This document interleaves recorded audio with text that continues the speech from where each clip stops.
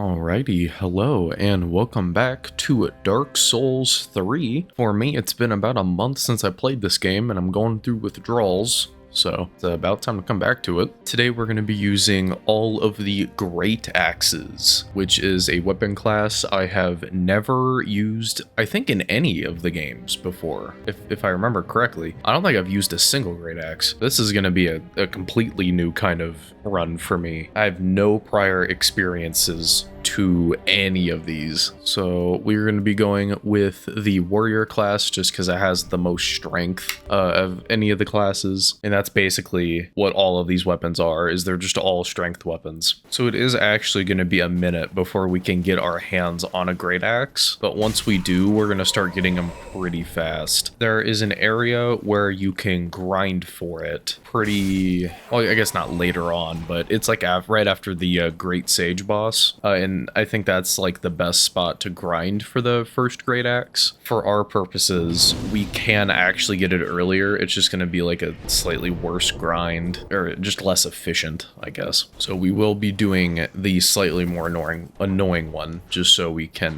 get it a little bit earlier. We want to try to get it before, you know, like most of the bosses. I mean, this could be seen as like a preview to the run, because we're using like a normal axe, which I believe is a weapon class I don't usually use, but it's actually the first weapon I beat this game with. It was like a meat cleaver type weapon that was in the first undead area. It had like a scaling and strength, and I was like, you know what, that's good enough for me. I like to use relatively tame weapons on first playthroughs, just trying to get like the most default experience as I can. Yeah, in this run, there's going to be 7 great axes in total. And just from what I was seeing, just on the wiki and looking at some of the weapons, I don't think these are going to have the worst scaling in the world, with the boss ones specifically. Like, I think Yhorm's great axe has like an A scaling in strength, which is just unheard of.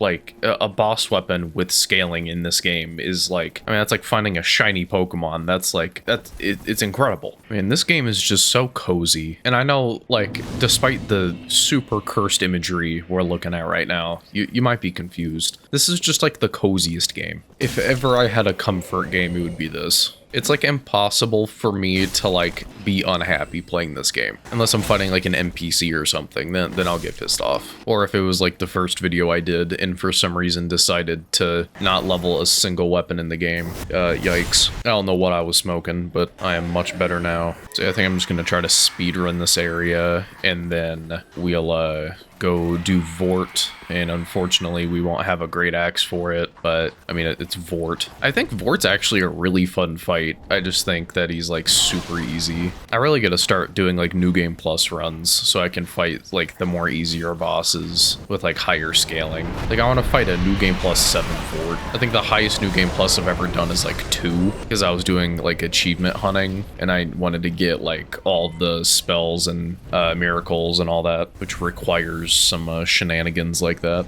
I think the only achievements I've left to get in this game are all of the rings, I think, and then all the gestures, and then I think I have everything. I don't think I've ever actually taken the shortcut path back to the boss for this area. I'm gonna do that this time. See all the hype's about. I always forget that this elevator even exists. I've gotten a lot of raw gems here, just killing enemies. I never ever use raw gems. I think that's the one that just deletes all scaling on your weapon, but then gives you better base damage. So I guess that'd be better for like early game, but if that has like actually 0 use later on, yeah, that just spits you out here. So yeah, I guess that path is better to take, more consistent. You don't have to take a ton of fall damage, and it's probably shorter too. Yeah, I should probably just be taking that way from now on. I don't know why I always make it harder on myself. All right, so this is just the battle axe again. It's gonna be a +0, but we should have absolutely no troubles. Like, it's Vordt. We're gonna be okay.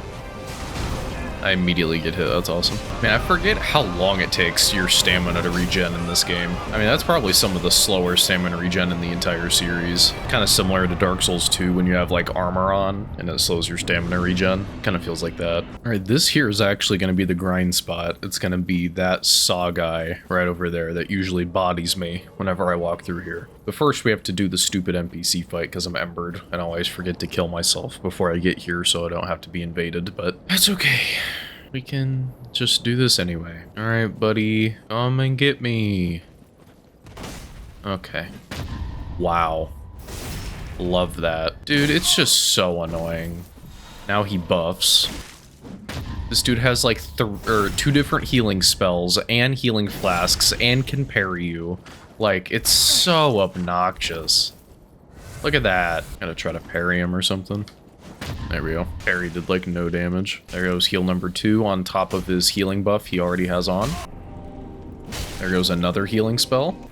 There goes another healing spell. There we go.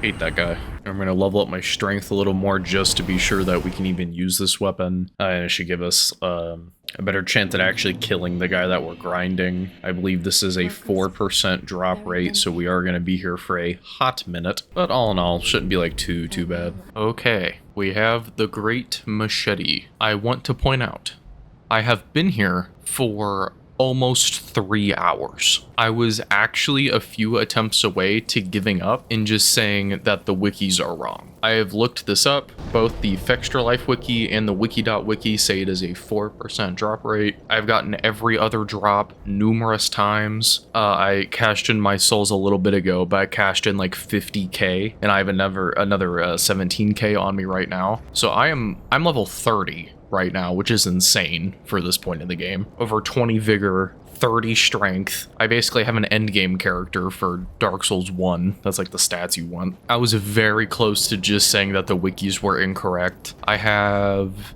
14 Titanite shards, and I have 8 rubbish. I think all 8 of them have been from this guy. This is his other 2 drops, which supposedly are also 4%, by the way. So it's like the afternoon now. I started at like 8 in the morning, this recording session. But we now have the Great Machete, a 14-pound monster of a weapon. But let's go ahead and check out this moveset. I feel like I know this particular street more than any other place in the game right now. So for a one-handed moveset, which I assume we're not going to be using very much since it's a strength weapon, but anyway.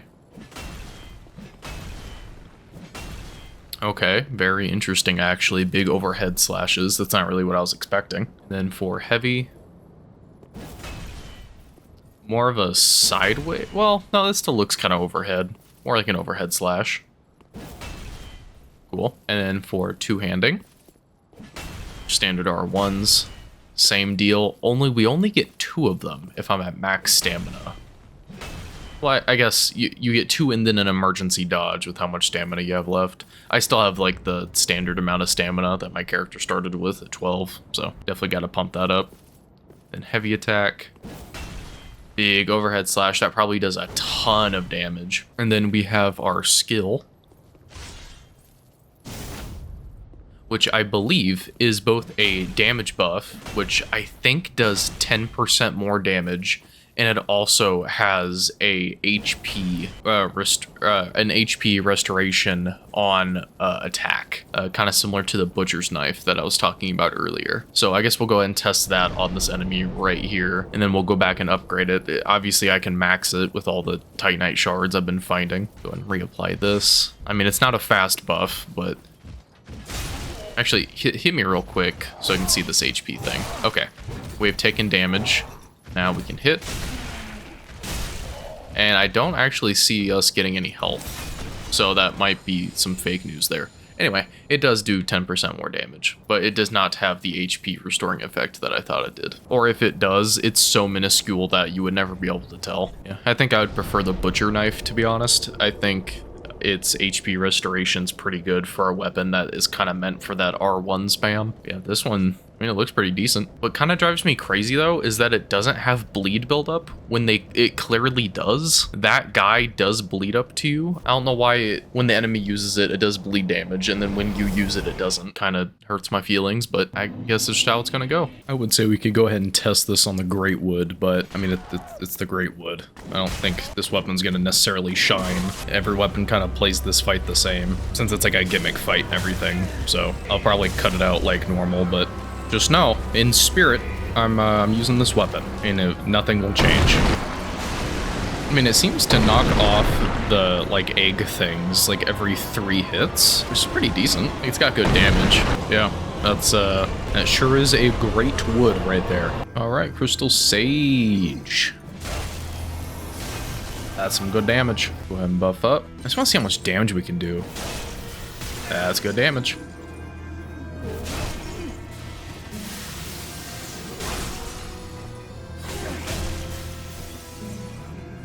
And that's the entire fight skipped. Okay. Yeah, that's pretty solid. We just completely skipped the annoying phase 2. Got 1 teleport in. Also, quick note. In this arena, what is this for? There's like a path that leads up here that goes nowhere. Like, this is it. The only thing that's here are these poorly textured rocks that you can just see through at the bottom. Like, what is this? Who made this? Why is this a thing in the game? This is like something that's just begging for like a mod to like extend to be like a shortcut to somewhere, or like a route to a different area to add more branching paths in this game. Like, that's such a random inclusion. Oh yeah, but anyway, right here is where we could have grinded for this weapon. So us suffering through that grinding saved us from skipping a single boss. We would have just went and killed the Great Sage with like our axe. But no, instead we had to grind for 3 hours just so we could get this weapon a single boss sooner. All for a weapon that we killed the boss in 30 seconds with. Maybe not even 30 seconds. If I get a drop right here, I'm going to scream. Genuinely, the only downside I've seen with this weapon so far is it is just very, very stamina hungry. Most of the time, we don't have an entire stamina bar when you start attacking. Like, sometimes you run up to do a running R1 for an attack, you know? And if you do that, then you only really have 2 swings with a light attack, which is just very, very pitiful. But I will say, I fought 1 or 2 NPCs off camera. These guys just cannot deal with this thing. They are incapable of dodging. Okay, he just dodged it. I fought an NPC in the swamp, and they just could not dodge these R1s for some reason. No idea why. Like, they just stand there and take it. I got no clue. I think we'll go ahead and do Deacons with this weapon. We do technically have access to 2 other great axes right now if we kill the stray demon on top of the roof. Like, I already hit up that bonfire just so we can go straight there, but we'll go ahead and give this one some more time because it is very good, and I just want to see how far we can bring it. Although I could go and check the movesets of the other weapons to see if any of them have like slash attacks, because I feel like this one isn't going to be as good with Deacons. With Deacons, you really want those big slashes, just because there's so many mobs at once. So I might pick them up and just not use them. But if one of them does have a slash, I'll just use it instead of this. But if they have like a very similar moveset, I'll just stick with this one. All right, well, let's go beat him up. Also, he doesn't use an axe. He uses like a hammer. Well, that's RIP to us. He's about to throw us off the cliff. Yep. Yikes. Okay, I have died to the stray demon. Love that for a first death on a run. Is this the first one where I don't die to an NPC as the first death? Alright, I guess I just won't get grabbed this time. It's that easy. I like how this guy has a more in-depth moveset than any of the demons in, or Asylum demons in Dark Souls 1. And this guy's just meant to be like a reference. Uh-oh, broke your legs. Stupid, idiot, dumbass. Alright, so we can turn in that soul for a great axe, and then around here is a great axe. So, 2 birds, 1 stone. And some embers, so that's nice. Well, look, you can see the other areas from here. That's where we started the game, and then the swamp's down there, and then that's the church, and yay. Interconnectivity and world design, I love it. I think I touched on it before, but also over there, you know, just places and things to go to.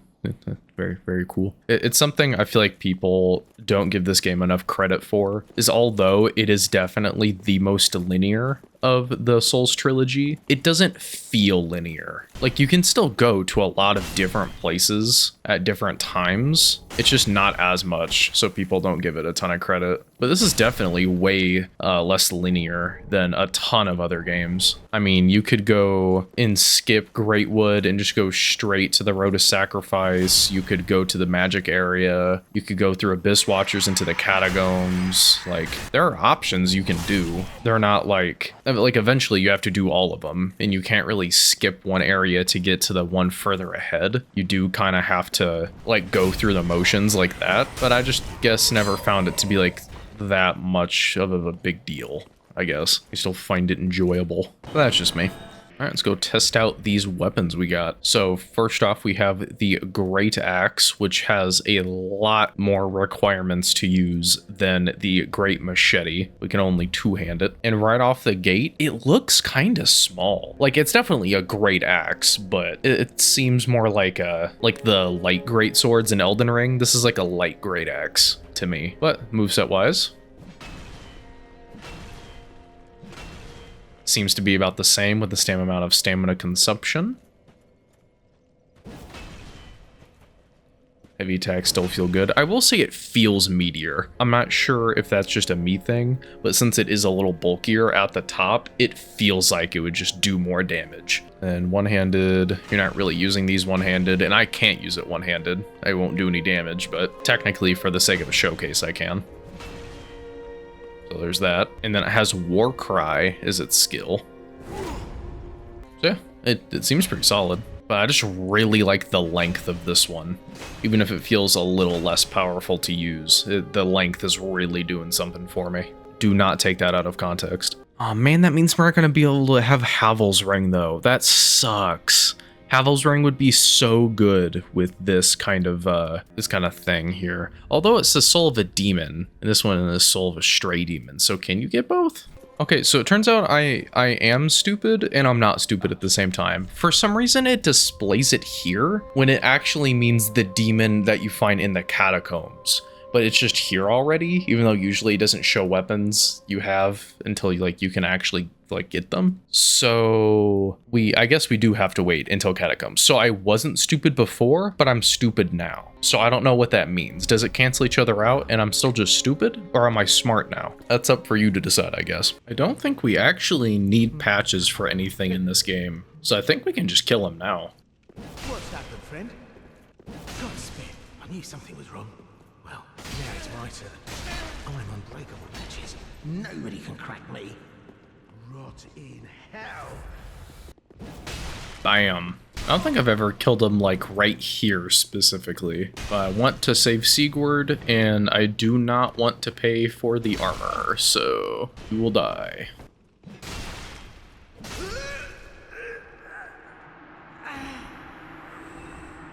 Why me? Why me? And thanks for all that, dumbass. Alrighty, Deacons time. I bet we can do a ton of damage with this.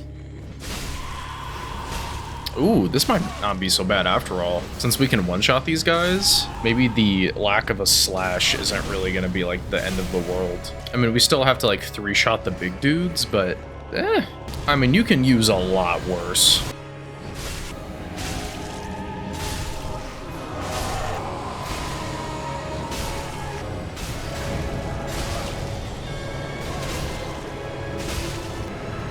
Alright, I'm not gonna lie to you sports fans, that might be the easiest Deacons fight I've ever had in my life. How come nobody told me about great axes in this game? Not a single one of you in the comments were yelling at me to use one of these. Well, alright, I think we can go ahead and just do Abyss Watchers, and we will use the just standard great axe. Because on paper, this thing is just going to be better. It has way better scaling without infusing. It just does more base damage. I don't know. This might be really strong for something like Abyss Watchers, where range isn't as much of an issue. It just, the problem just by looking at this weapon is it just looks really short. I can definitely foresee a lot of circumstances of just straight up missing attacks. I'll try to do a rolling R1 and it just will not go as far as I think it should. I can just already foresee that as an issue, but we'll see.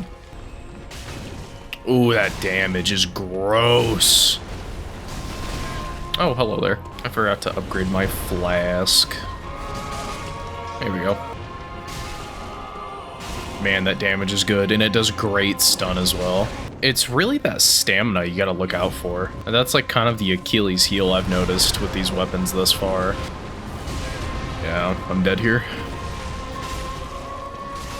Or not, okay. The damage is just that good. I can play complete garbage and still get away with it. That's awesome. I didn't use the weapon skill or anything, I just walled that. Alrighty, time for Wolnir. I'm not gonna bother upgrading the weapon or anything, cause it's Wolnir. If this thing can one-shot these rings, that'd be amazing. If you would like to show me the rings for me to hit, that'd be really cool. Unless I missed one, it seems like a 3-shot, which seems kind of average, actually.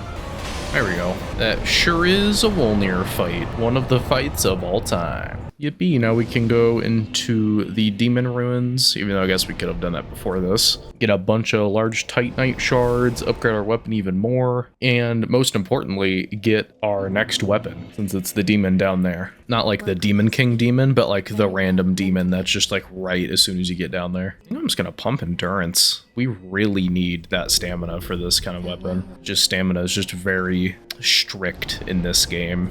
This guy. So yeah, that's the weapon he's holding right there. That's the weapon we're gonna be using. Please don't die. Please. Okay, thank you. I mean, this weapon just does so much damage. This might be one of the highest damaging weapons I've used in this game. It's been a hot minute since I've done like an ultra greatsword playthrough, but that might be next up on the chopping block. Because from what I'm seeing here, I mean, it's crazy. Like, I still can't believe that damage we were doing to the Abyss Watchers. That's a crazy amount of damage. I know I've used the Zweinhander and the Guts Greatsword. I don't remember if I used any others. Like, I probably used, like, the Black Knight Ultra Greatsword at some point. I just don't really remember. I don't think I've used any others. And I know there's a Black Knight in here, but I don't remember which Black Knight it is. Obviously, we need the one that has the Great Axe. It might be the one that's just sitting in the untended graves. It might be that Black Knight, I'm not completely sure. And it will be a little bit before we can use that Demon Great Axe, because we do need like 12 in every stat to use it, so it most definitely is going to be a little bit later. I'll probably use this to kill the Demon King in there once we get all of our upgrade materials and stuff, and then I'll just use all the levels I get from all that to upgrade those. Then we should be okay. Well, this guy looks like he has a Great Axe. If he drops it is another question. And if he does drop it, we will probably actually use that against the Demon King, because Black Knight weapons have that advantage against demons. He does not drop it. Oh, okay, you get the Black Knight sword just from that random corpse, I guess. So I'm not sure if that was like a random drop that I just missed, or what was up with that. Okay, so upon looking into it, this guy does actually respawn. So I think we're just gonna grind him, because he does also spawn at the grave site later. We can just grind him here, which would be a lot better since we still have a lot of demons to fight. Not as much as like Dark Souls 1 or anything, but a good amount. Please drop it. Please, please, please, please. Okay. Well, we did it, and it didn't take almost 3 hours, despite this technically being a 4% drop rate, just like the last one. That just makes me think even more that the last one's just bullshit. There's no way that's a 4% drop rate. When I was looking into that weapon, the Great Machete, like looking up like where to grind, different grind spots, I kept seeing like old threads on like Steam community tabs and like Reddit tabs of people being like, why can't I get this weapon to drop? Like, I've been here for hours. I felt so validated. And this one is technically on the same level, but it's just not.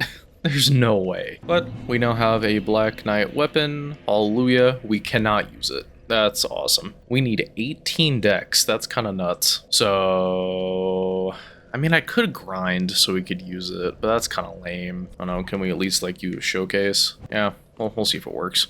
Okay, so for your standard light attack chain, it's gonna be a weird sweep. I don't know if it's for the requirements or what, but I can only do 2 attacks, and each one does like 75% of my stamina, which is leveled, by the way.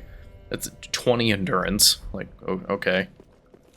Heavy attack takes literally all of my stamina. I could not tell you how much it actually takes. It's more than I have. And then one-handing is a slash, which is kind of neat. A lot of the other ones don't have slashes, so that is genuinely a very good thing. It's also longer than stuff, something like the Great Axe, which is a very positive thing for me. I don't like the rolling R1. That's something I forgot to show off on the others, but they also have that running R1, or the rolling R1, I'm sorry. And it's just terrible. It has, like, as you can see, 0 range. It looks kind of goofy. Like, I don't really know what the point of that was. Like, Cool. Doesn't even do good damage. Also, this thing almost weighs 20 pounds, which is just actually disgusting. That's just gross. Like, why does this thing almost weigh double that of the Black Knight sword? Yeah, this thing's gonna hit like an absolute dumpster truck, I can already tell you. As Warcry, as its skill, so that's pretty cool. Yeah, I might squeeze out 8 levels just so we can use it, because this would be a great place to use it. So I'll try to get that going.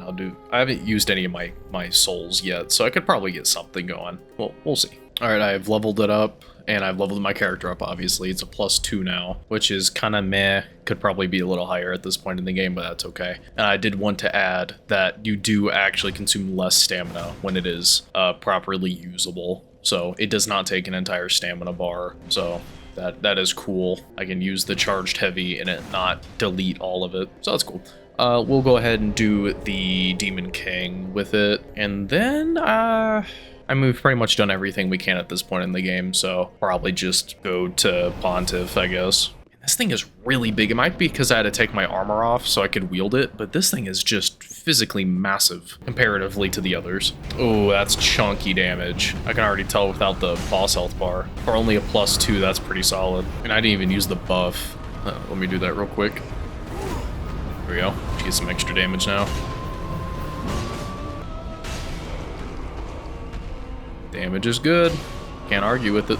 Yeah, you never got to use his big attack where the stuff from the sky comes and gets you, so that's a win in my books. In terms of, I mean, obviously it's a win because we won, but I mean a win as in like a good weapon. It's a Black Knight weapon. I don't know if there's ever in the history of Souls been a bad Black Knight weapon. As long as a weapon category has it, you know there's at least one good weapon in the category. The only downside I think is the scaling. Because it is a Black Knight weapon, they usually have pretty bad scaling, and because it's a twinkling weapon also, by happenstance, you just can't infuse it with anything, so you do have to kind of deal with the subpar aspect of scaling bad. So it's going to be one of those, like, maybe just don't upgrade your attack stats if you want to use it. Just like pump your health and stamina. And we are 1 level short from being able to use the other one. We just need 1 more in intelligence and we should be okay. Alright, we can go ahead and look at the Demon Greataxe now, because we finally have the levels required to use it. So this one is going to have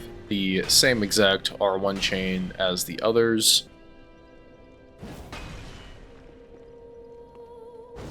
It does feel very powerful though, just even with its like normal charged heavy. That looks really good. And then one-handed. Same. And the same. Okay. Unfortunately, it has that horrible dodge R1 that for some reason all of them have. I got no clue. But what makes this one special, and we'll go over here to test it because I'm scared of hurting NPCs, is this.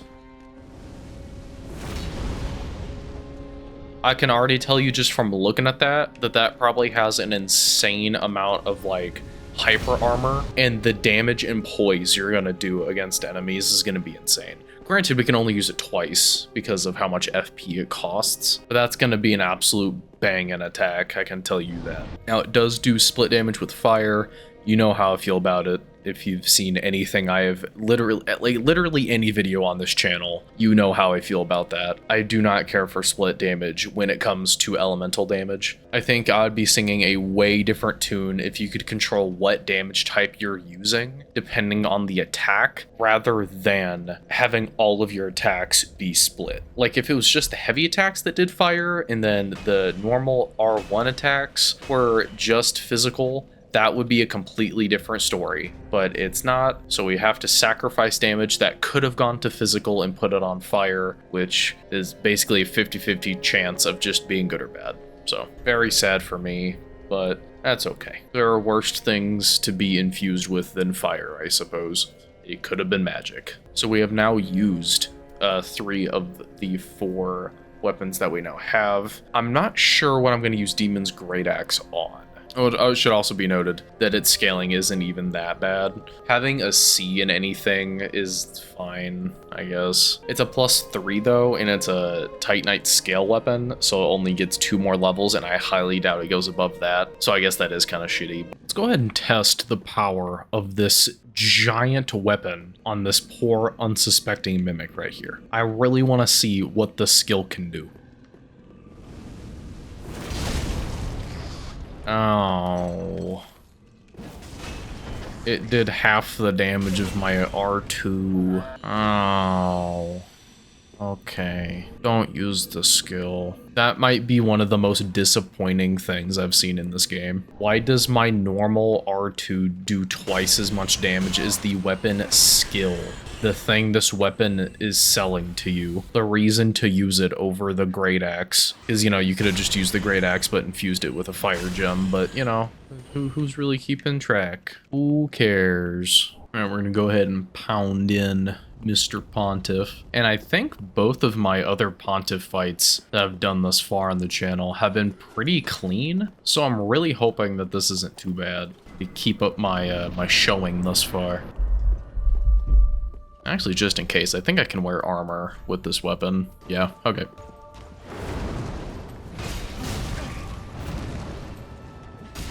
That's good damage. Yeah, that's good stun damage, too. I think when he does his, like, thing where he gets his phantom, yeah, I'm gonna try to do this. Or not. Okay, let's do it now. Okay, he'll just simply walk out of the way. That's okay.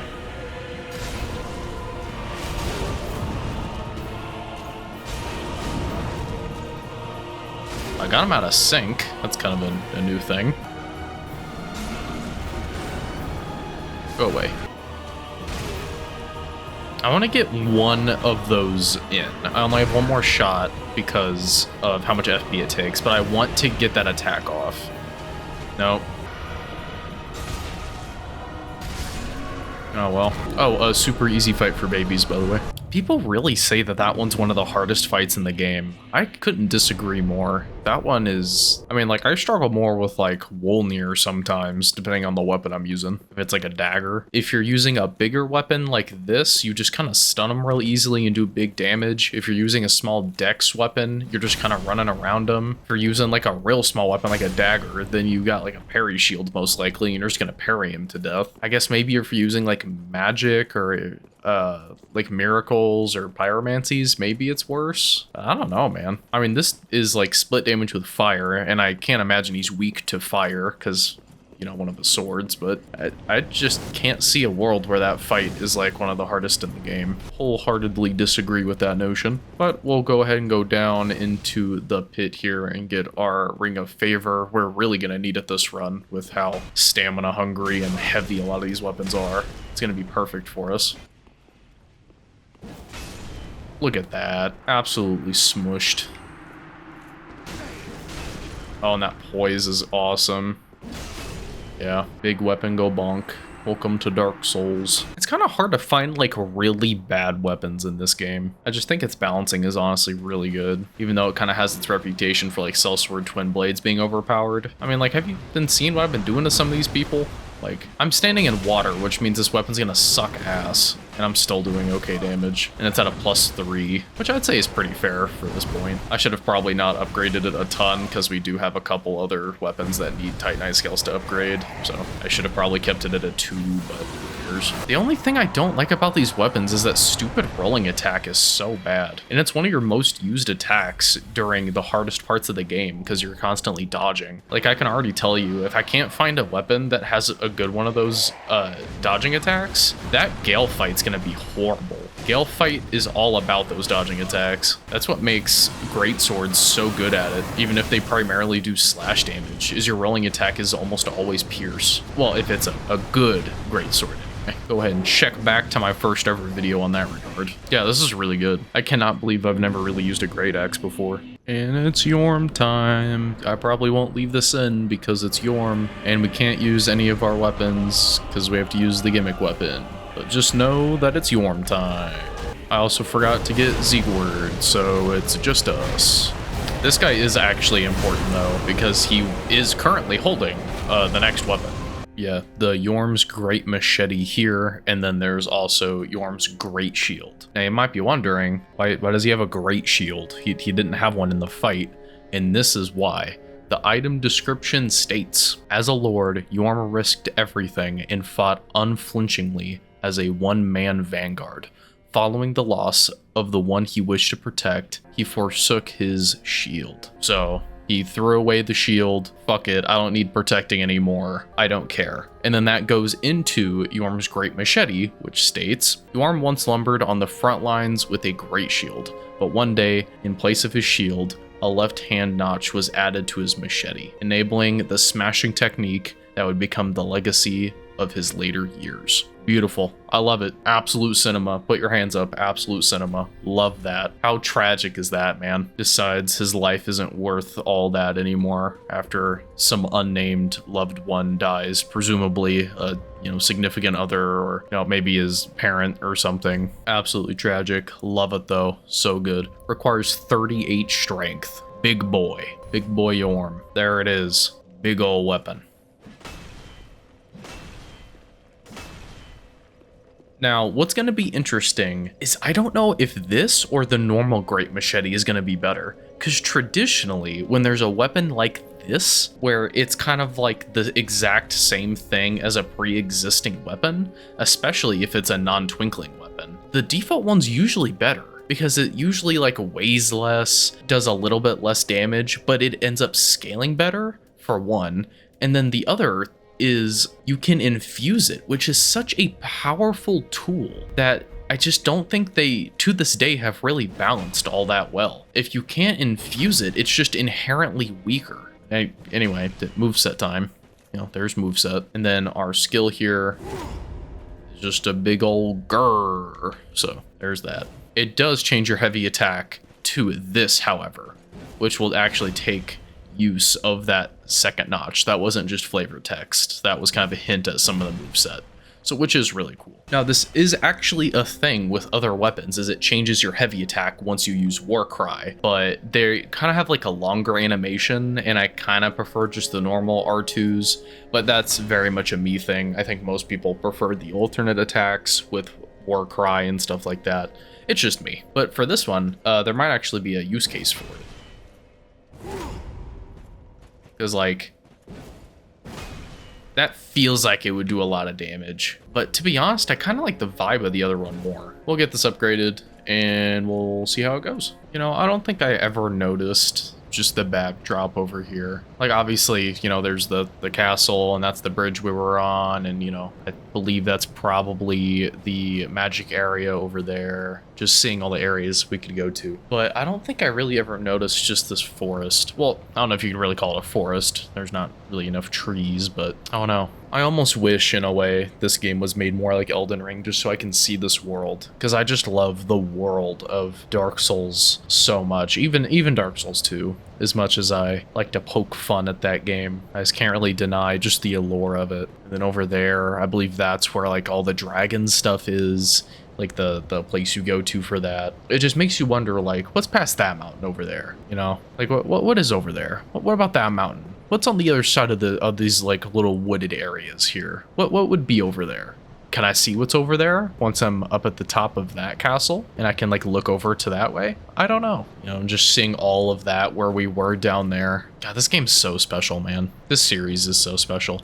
Also, if you notice, the death counter did go up. I did get absolutely bodied by this knight right here on my way here, but I forgot to unpause the recording. So I did in fact get absolutely folded by a basic knight because I'm so talented. But I did not manage to get this thing fully leveled. It's at a +2 as opposed to the +3 that the demon axe was, but that's okay. It's only a really annoying fight. What's the worst that could happen? Oh God, what a dog shit attack, man.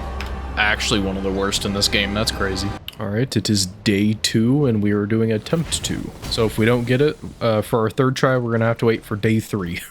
I'll just put a pin in it until tomorrow. I should have probably went and got more Titanite scales. Upgrading boss weapons is a lot more important than upgrading normal weapons, just because the scaling's usually lesser and they get all their damage from upgrades. I do find it ironic that a lot of people's most annoying boss in this game is this guy, and it's the most annoying boss from the first game, just repurposed. Like, that's Gwendolyn right there. Like, yeah, for the most annoying boss in Dark Souls 3, let's get the most annoying one from Dark Souls 1 and just have him be possessed. Nope. Can't run from me, buddy. I mean, once we kill Dancer, we should get some more Titanite scales. That's where a lot of them open up. But I kind of want to go and find another one just for now, just to get it to a +3. All right, Dancer time. Everyone's favorite time. I mean, it's my favorite time. Well, that was the fastest grab in history. That's awesome. That's so much damage. Wow, okay. Also, I think I forgot to put on the Ring of Favor when I got that. That was like forever ago. Hey, Dancer, can we have a timeout? Dancer, timeout? Timeout, Dancer? Oh, I sure did. This one. Ha ha ha ha. My superior stamina recovery will be your downfall. I don't even know if it actually does stamina recovery in this game. It does in Dark Souls 1. I'm gonna try to do my special heavy attack. There we go. Kind of worked.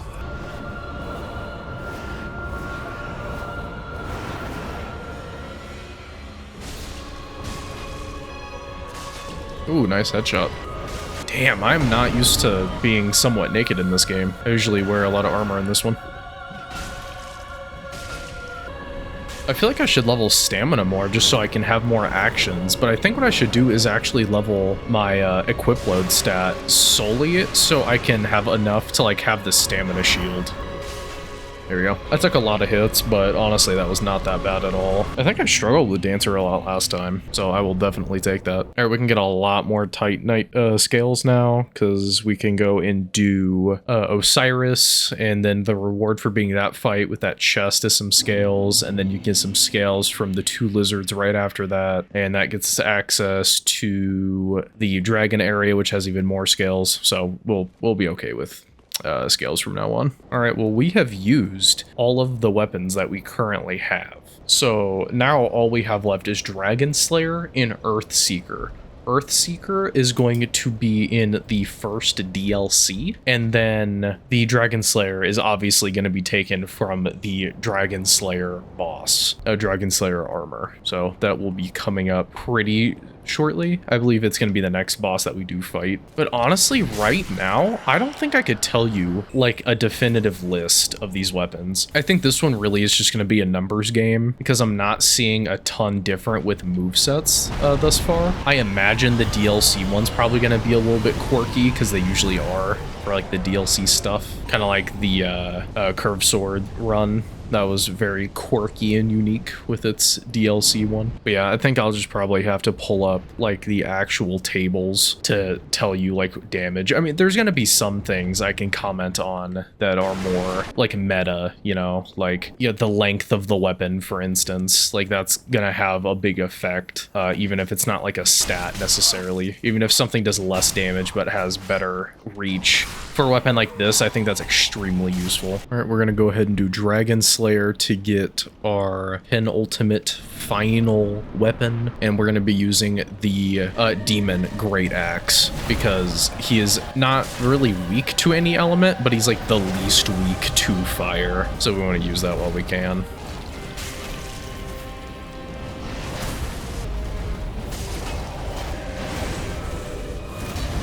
I'm gonna be so real with you, I forgot that this skill wasn't a buff. I just tried to buff and I just slammed into the ground. That's awesome.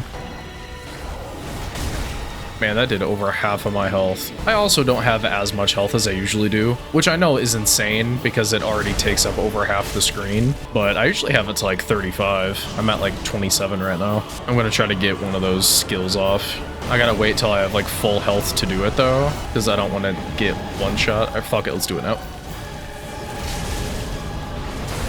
Oh, and I dodged it? Oh, we're gaming. We're gaming today, fellas. We're gaming. Never stood a chance. Cinema. That's all I have to say. That's just cinema right there. Let's go ahead and get our, hopefully, lightning weapon. I don't think there's enough lightning weapons in these games. You always see, like, fire, but lightning's much less common. Or maybe they're not. It just feels like it. Like, I rarely see any lightning weapons. Yep, it is also at lightning. And what's interesting is it has a descaling with faith, but it doesn't require any faith. All right, well, here is the Dragonslayer Greataxe. It's not as big as I would have thought, but I think I've said that about a lot of these. Aside from the machetes, they seem actually kind of small. So we have here with the standard R1, same as all the others, and then R2. That is the same. And then for our skill, it is called Falling Bolt. Let's see what that does. Ooh, I love how fast that is. Although I think it takes about the same amount of FP to use. As you can see, I lost about half, or maybe a teeny tiny bit less than half. So I'll only have 2 uses. I do wonder, how long does it take to recover? I'm going to spam dodge right now after I use it to see how long it takes. That's not terrible. I've seen much worse. Because that's always my problem. I know this is old news if you've seen any of my other stuff. I bitch about it all the time. I hate weapon skills in Ashes of War that take so long to use, because unless it one-shots whatever you're wanting to kill, it's just not worth it. You're just gonna get bullied, basically. Like, they're just gonna kill you before you can even use it. All right, it's only a +2 right now, but we can easily get 4 more. That's just right around the corner. I forget if Oceiros is weak to lightning. I'll look into that. And if he is, we'll just go ahead and use that, this weapon against him. But I guess first we could probably go into the archives. Or is it the archives in this game? I know it's the Grand Archives in Dark Souls 1. I forget if it's called the archives here. You know what I mean. We're gonna go to the magic area in the library. We'll probably collect the rest of our upgrade materials for the flask, and then we'll go to Oceiros, do all that. You know how it goes. You've seen this game before. Man, I forgot how many Titanite scales are in the Grand Archives in this game. I got like 6 just from walking around. Like, they are everywhere in that building. I totally forgot that. I got this thing to a +3, and I'm kind of on my way to a +4. I did get clapped by some NPCs though on the way there, so I died 2 more times. Yeah, supposedly this guy is weak to lightning. I mean, it makes sense, he's a dragon. Well, kind of. God, I hate the rolling R1 on this weapon, though. Or just weapon class. It sucks so bad. It is easily the worst part about it. Go ahead and use an Ember, because I forgore. Okay, terrible time.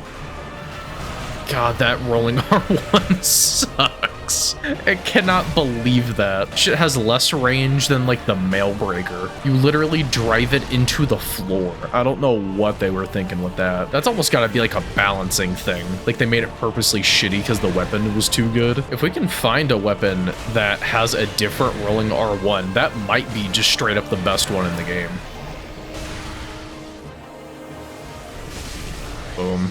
Yep, that's probably the cleanest Oceiros we've had. I don't know about cleanest, it's just the most damage we've done. Our first run, we did the Storm Ruler Greatsword, and that shit almost broke before we killed him. Maybe we should get some more Titanite skills. How many do we have right now? Yeah, we got 2. And I had a ton of Twinkling Titanite as well. I have like 17. Yeah, like way more than you would think. But I'm gonna assume that the DLC is Twinkling Titanite, though I don't actually know that. Yeah, I believe this chest has some Titanite scales, and then obviously the 2 crystal dudes will have them. What a weird area. Please, game, don't crash. My game crashes here sometimes. This thing does really good stun. Even if it doesn't hit the target, it will still like stagger the target just from the force of you hitting the ground like that. See? It knocked those dogs back. Oh, see, I thought I killed that dog, but it turns out I just missed, but it staggered, so I couldn't really tell. Yeah, this does a ton of damage. I believe this counts as standard damage as well, as opposed to slash. Beefy. We have 7 out of 8 that we need. It does suck though, because we have 3 weapons that need that kind of upgrade material to, like, you know, upgrade. So we might just have to spawn some in and whatnot just to fully see every weapon at their best, which I don't really see a problem with, kind of in the same way that I would for like the gems and stuff. Just because I think grinding for the weapon is one thing, but you're not really expected to use all of these weapons in one playthrough. You kind of usually stick with like maybe 2 or 3 of them that you'll use throughout the game. Like, you're not really intended to fully upgrade all of the weapons in a class. I think for just our purposes, we can probably just go ahead and get. Oh, I hate you. God, that rolling R1, I will never get over that. Borderline unusable. It's just funny because usually the rolling R1 is like one of your better moves. Wow, really? Fuck you. Yeah, go ahead and heal. I dare you. Hate NPCs. Big weapons like this usually do a really good job with them though. Alright, Champion Gundyr. I didn't even look to see if he was weak to lightning. I just kind of figured he was. This is a +4 now, and that's probably where it's going to end up staying. I was already kind of if I should get it to a +4 to begin with, but Champion Gundyr is a little on the tankier side, so kind of wanted all the damage I could get. Plus, this arena has some water in it, so we're probably going to get that bonus damage. Super clutch hit right there. Ooh, bad hit. Man, I got hit by that entire attack chain. That's rough. Bro, come on now. Yep, huge damage. Absolutely huge. My apologies if you hear some pops in the background. It's the data recording is the evening of July 3rd, so people are setting off fireworks and stuff. Well, we've done this game twice already. We did the put out the fire ending, the light the fire ending. So for this one, I'm gonna go ahead and do the one where you go to put out the fire and then kill your bonfire keeper. This is also where I probably could have grinded for the Black Knight Greataxe. It would have been way more efficient, but we just got really lucky that it didn't take 4 hours. Also didn't level up my luck stat at all this time. It didn't feel like it helped at all in the last run. I don't know why this invisible wall or illusionary wall here doesn't like fade with its animation. It just like instantly disappears. It looks really jank. I don't know what the deal with that is. So it turns out upon doing some digging, really the only boss left in the base game that isn't weak to lightning is actually Nameless King. And it's just his second phase that isn't weak to it. He actually is weak to lightning in the first phase when you're fighting the dragon. And then he's not really weak to much besides dark in his second phase. But even Soul of Cinder is weak to lightning, despite him being, you know, like using all the lightning in the phase 2 when Gwyn takes over. So I think we're going to use this for the Twin Princes. And then I think we'll probably go to Archdragon Peak and do all the dragon stuff and probably hit up DLC, get our final weapon. This has been a very fun run though. I don't know how it's gonna come out like in the video, but this last play session I was kind of having a bad day, so I don't know if my commentary was really up to snuff there, but this is very fun even if I didn't seem like super excited. And get hit by the first attack. Love to see it. That probably should have killed me. I'll be the bigger man. I'll say I should have died. As good as these weapons are, I would still probably say to avoid them if you're a beginner, because they do kind of require you to know the boss's moveset, to know when you can and cannot get away with an attack. Because even if used like perfectly, you have to know which attacks are punishable, because it just takes so long with the swings. God, that rolling R1 fucking blows. I know I've said it like 8 times. It's so bad. It needs to be said, because every time I have to wait after a dodge so I don't use that terrible move. That, honest to God, is worse than them, like, removing the kick from some of these weapons. Like, removing the kick attack from your curve swords is a dumb decision. Making the R1s like this, for the rolling R1s for this, is even dumber. And there goes the rolling R1 again. Useful as always. What makes it so boneheaded is that this weapon has pretty decent range. Even the shorter ones are like probably the size of like a greatsword, but the stuff like the machetes are super long. So you get a weapon with length, so you're usually not super close to the enemy when you are attacking, most likely. But then that rolling R1 comes out of nowhere just to ruin your day. That just didn't hit me. I refuse. I'm gonna die, and that sucks. I have like actually no excuse to die here. That's crazy. But yeah, this kind of goes to show, no matter how good the damage is, if your weapon is slow enough, it's just gonna be harder to use. And then keep in mind, our damage is amazing, but think about it this way. Every R1 swing was just one L2 with the Sellsword Twin Blades last time. Think like that. And we weren't even using a buffed Sellsword Twin Blades. We could have had a lightning infusion on it. We could have put like a pine resin on it. It could have been even better. That is how busted that weapon is. I'm gonna try to go for the younger prince while he's on the back.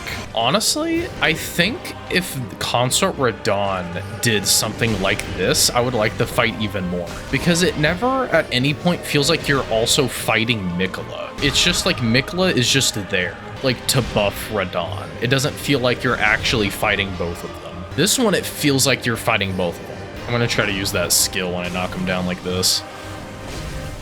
There we go. Not as much damage as I would have hoped. There we go. Die, idiot.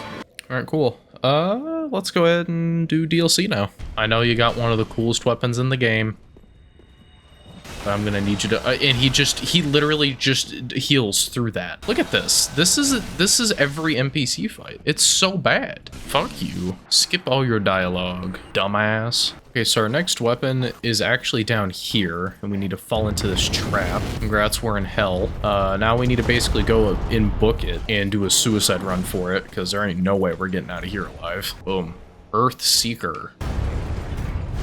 Yep, that's to be expected. We will take that. I don't think I have ever once in my life left this hole alive. I don't even know where the exit is. But that, you know what? That's okay. We'll go ahead and take that. And there we have the Earth Seeker. Now we do actually need 15 faith to use it, so we can't use it quite yet, but we will soon, because we're gonna go and do the dragon area and get the souls that we need. Time for everybody's favorite dragon fight. Just gonna walk right past him. I promise I won't miss the jump this time. All right, we're gonna play it safe this time. We're gonna wait till he does the thing one more. All right, one more time. Now we go.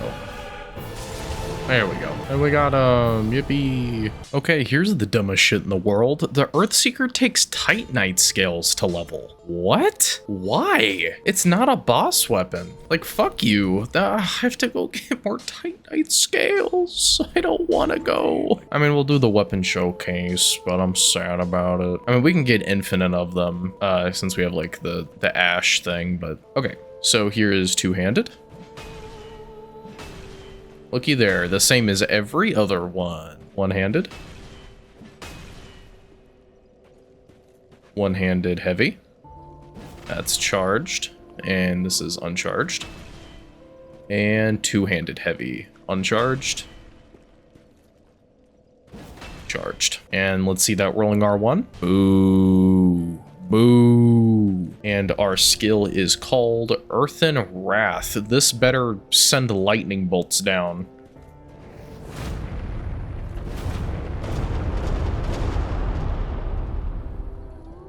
I'll take it. I mean, I don't know. That doesn't strike me as like a boss type skill you'd want to use. This most definitely is something that you would use on like a group of people. But my only concern is that's a lot of wind-up time it takes before you do that. So you kind of want to use it once everyone's aggroed at you and coming to you. So when do you really have time to do that? Unless this has like insane hyper armor, then I guess I could see it. I don't know. I don't know. A little sketchy to me. Maybe it's good. I mean, we'll test it. I figured this would be like the best place to test it, as it has like the most mobs in the game. But let's go ahead and get a few over here. Let's do some gathering. We'll train these guys like it's COD zombies, and we'll go ahead and use it.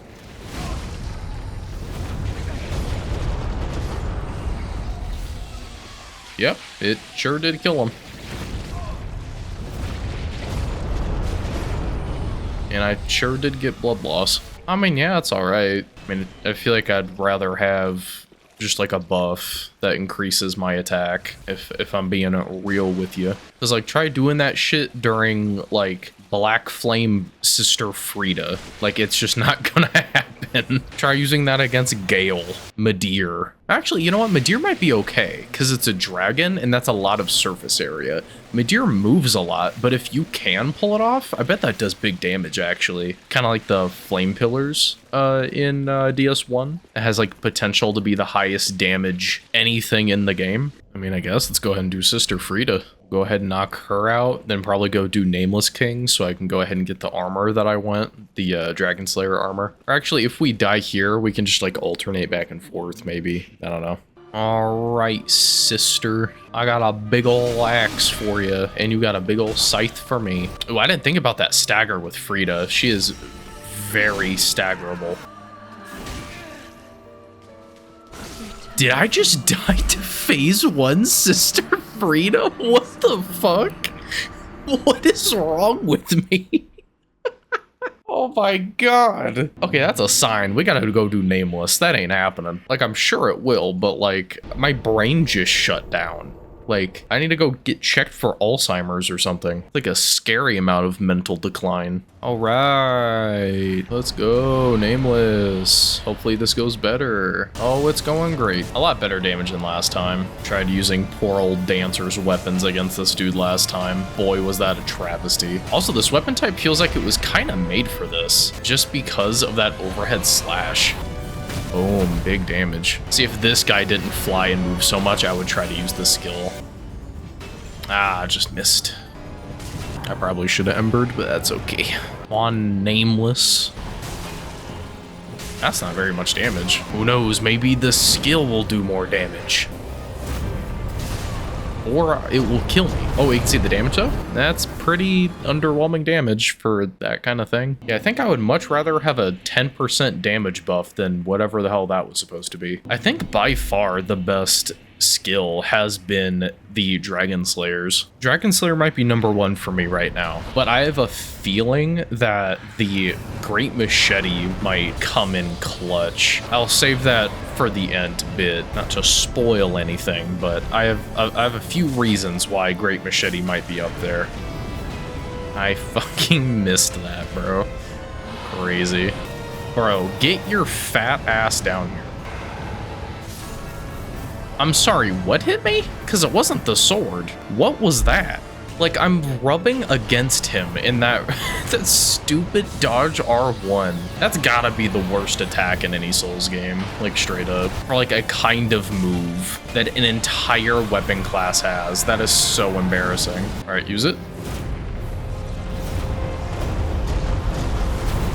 Highly successful. It's like, it's a slow weapon, so you only really get 1 hit per opening, but you can't really swing right away because you need to wait until you're not gonna do your rolling R1. So sometimes you just can't get an opening at all, because you're better off just not even attacking than using that rolling R1. That's just a waste of a move. I'm gonna try to use it right as he stands up.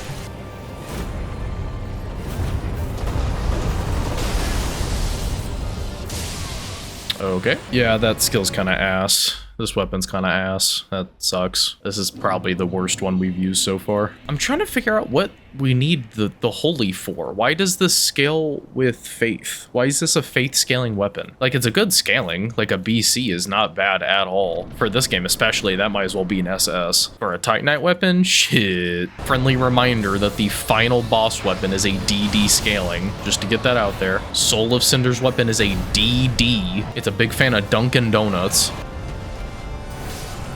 Okay. Like, I can just barely not reach it, and it's so frustrating, because it feels like I should be able to. I can't believe how little damage he takes in this phase. Yeah, for a weapon that attacks this slow, you need to be doing way more damage. Damn it. Let's try this. It did like 300 damage. There we go.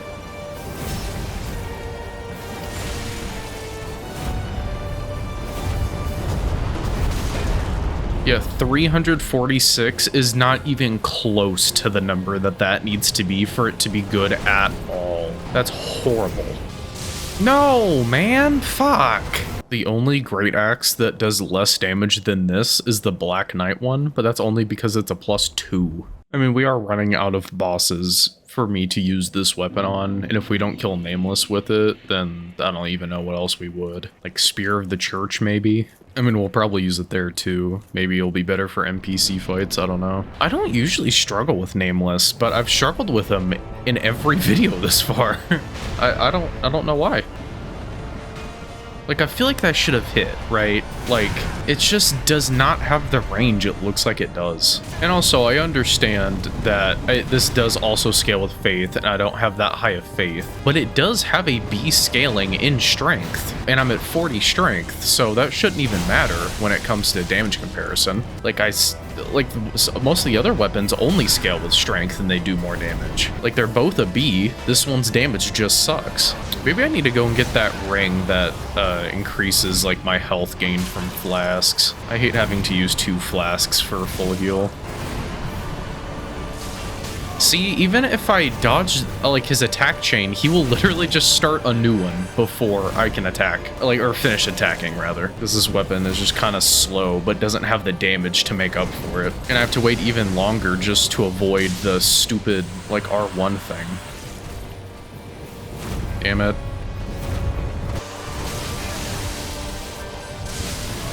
Okay. Alright, I went and leveled up my Faith a little bit. Hopefully we can just get that damage up, man. I should have probably got more health, but I'm just so sad about this damage output that we have. I mean, it's a better... Why do I always get the shit weapons with Nameless? One of these times I gotta come in here with, like, the best weapon in the game. Okay, all 15 flasks. Let's do it this time. It's, like, the same damage. I put, like, 5 levels into Faith. Shit just blows, I guess. I don't know. Man. Like, the base damage is just so bad. Like, it's so bad. 254 is insane. Dragonslayer is a split damage weapon and is lapping this weapon. They're both the same level. It has almost 100 more base damage despite it being a split weapon. Like, what is happening? This thing blows. And it's a DLC weapon too. That's like the extra sting. Like, you paid extra for this. You have to do a suicide run in the most clusterfuck area in the game. And I am not maxing out this weapon. It's gonna stay a +4. I'm not wasting a fucking Titanite slab on this piece of shit. Cannot believe I actually just staggered that guy with the rolling R1. That's hilarious. Bro is throwing. I'm gonna like run out of embers. I'm gonna have to go to Grey Rat and buy more. And I think what might also be one of the worst parts about this is the fact that this is a Titanite scale weapon. This is on the same tier as like supposedly like a boss weapon. I mean, maybe it's like the same tier as like, I don't know, dancers weapons, or that's worth. Ooh, 362 damage. Man, I'm lighting this guy up. What a weapon skill. Why wouldn't you just use an R1? It does almost as much damage. What an embarrassing weapon. What the hell? Maybe that one's all Faith scaling? Like the pound? But why is this even Faith scaling? What about this makes this a Faith weapon? Unless it's just like the lore. Like, oh yeah, Holy Priest Man used this great axe in the war of 85 or something. Like, what about this screams Faith to you? You just have to pray you get a different weapon? Alrighty, I've gotten all of our weapons upgraded just before the maximum. In here, we can actually see literally every weapon we have does better base damage. You can see with the Great Axe, if I look highlight here, this first number is the base damage. This is the number after it scales with your stats. So always look at this number right here. Every single weapon does better. This one is split damage. Both of these are. They do split damage, which means they cut their physical attack and put that towards another type of attack. Like this one is split with fire. And it still does more than the entirety of this weapon. Like, are you kidding me? And keep in mind, the Demon GREATAXE, its scaling kind of sucks because it's spread out, which is why the scaling isn't very good because I haven't built for it. You want to really level every stat equally with this kind of weapon. And I primarily have 40 strength and 20 faith. So this is not built correctly at all. I should have probably like 30 strength and then like 20 faith int, right? And then this one here also pretty similar, just strength faith. But this one is actually built pretty close to what we would want it to be. I would probably just put a little bit more faith into it. All of these do more. Like, why on earth would you use the Earthseeker as opposed to Yhorm's Great Machete? You have zero reason. You save 2 pounds in your weight load. That is it. It scales better. It does more damage. It does more scaling damage. There's zero reason. Even the skill's better. I would take Warcry any day of the week over Earth and Wrath. What a joke of a skill. Does barely more damage than a single R1. Takes forever to use. What an insult, man. That being said, I kind of want to go back and use the first GREATAXE for Sister Friede here. And we do have our Dragonslayer Armor, so we are indeed slaying dragons. And hopefully this goes better than last time. Maybe not. 519 damage a hit, as opposed to like the 300 we were doing with the other weapon here. I did forget to go and get that ring I wanted. Kind of unfortunate. This does present a pretty unique challenge here, because normally the rolling R1s are like your main source of attack with Friede, because she jumps away after a lot of her moves. And you don't really have time to hit her before she jumps away, because of how this weapon works. Stop healing. There we go. How many Titanite slabs do we have now? 4? Nice. Go ahead and use that skill now. I accidentally kicked. That's awesome. This is another pretty stamina-hungry fight, which is very unfortunate, because with this armor, we barely cannot have on the Grass Crest shield. This would be a great time to have it. Frostbitten is not what we want to see. I always forget you can backstab her.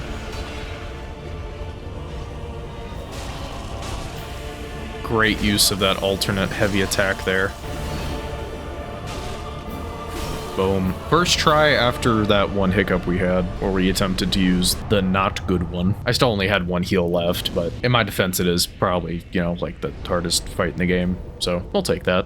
Alright, we're going to go ahead and do the Demon Prince, and we're going to go ahead and use the Black Knight GREATAXE, because obviously it's a demon and it does bonus demon damage. This is exactly the use case this weapon is made for. And I think we only used it against like 1 boss, if I remember. Alright, let's give it a go. I think we've had pretty good luck with Demon Prince over the last few runs, so hoping that that continues. That's some chunky damage, although I need to stop attacking this one and hit this one instead so I can get the easier phase 2. Huge damage. I just did 2k with that. And if you recall the damage we were doing with the that other weapon, then that should be readily apparent of its actual usefulness, which is 0. It's gotta just be like a lore weapon or something. Like a weapon you're not actually meant to use, because there's no way. Like, it's not even like the worst weapon I've ever seen or anything, but I just don't believe that, like, compared to literally every other weapon in this class, that you have any reason to use it. This stamina regen is so bad in this game. God damn it. I guess I can use those moss clumps that increase it. I should probably put those on my hotbar. I might actually do that during this. I can't open the menu. Okay, green blossom. There we go. I never end up using consumables, so I should also probably try to heal this. There we go. I do not need to be toxic. There we go. Big damage, which I know it doesn't really seem like big damage. That's just because this guy has so much HP, like an obscene amount. I believe this guy also resists like everything when it comes to elemental damage. Using a split damage weapon is not the play with this guy. Ooh, I also got that hit. Was not expecting that either.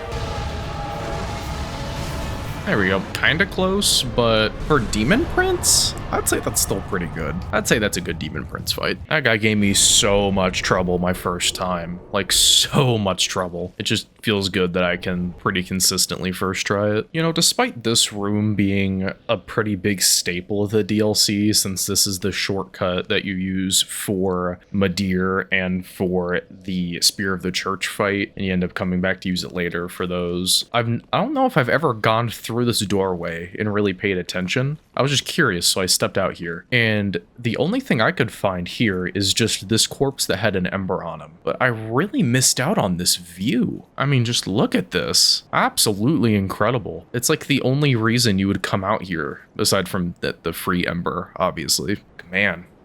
This might be thumbnail material right here. I don't know. You can just see where you're going to be down there. Where you run across here. There's that church. And then you go right down there to where you see Midir for the first time during that bridge. I just love the world design of Dark Souls, man. So good. Just all those like purple crystals kind of shooting color into this otherwise kind of colorless area. Like the copper color of those buildings. And that's kind of it. There can just still be splashes of color in this colorless world that's all ash. And then you look this way and see like the breathtaking city, man. Like, come on.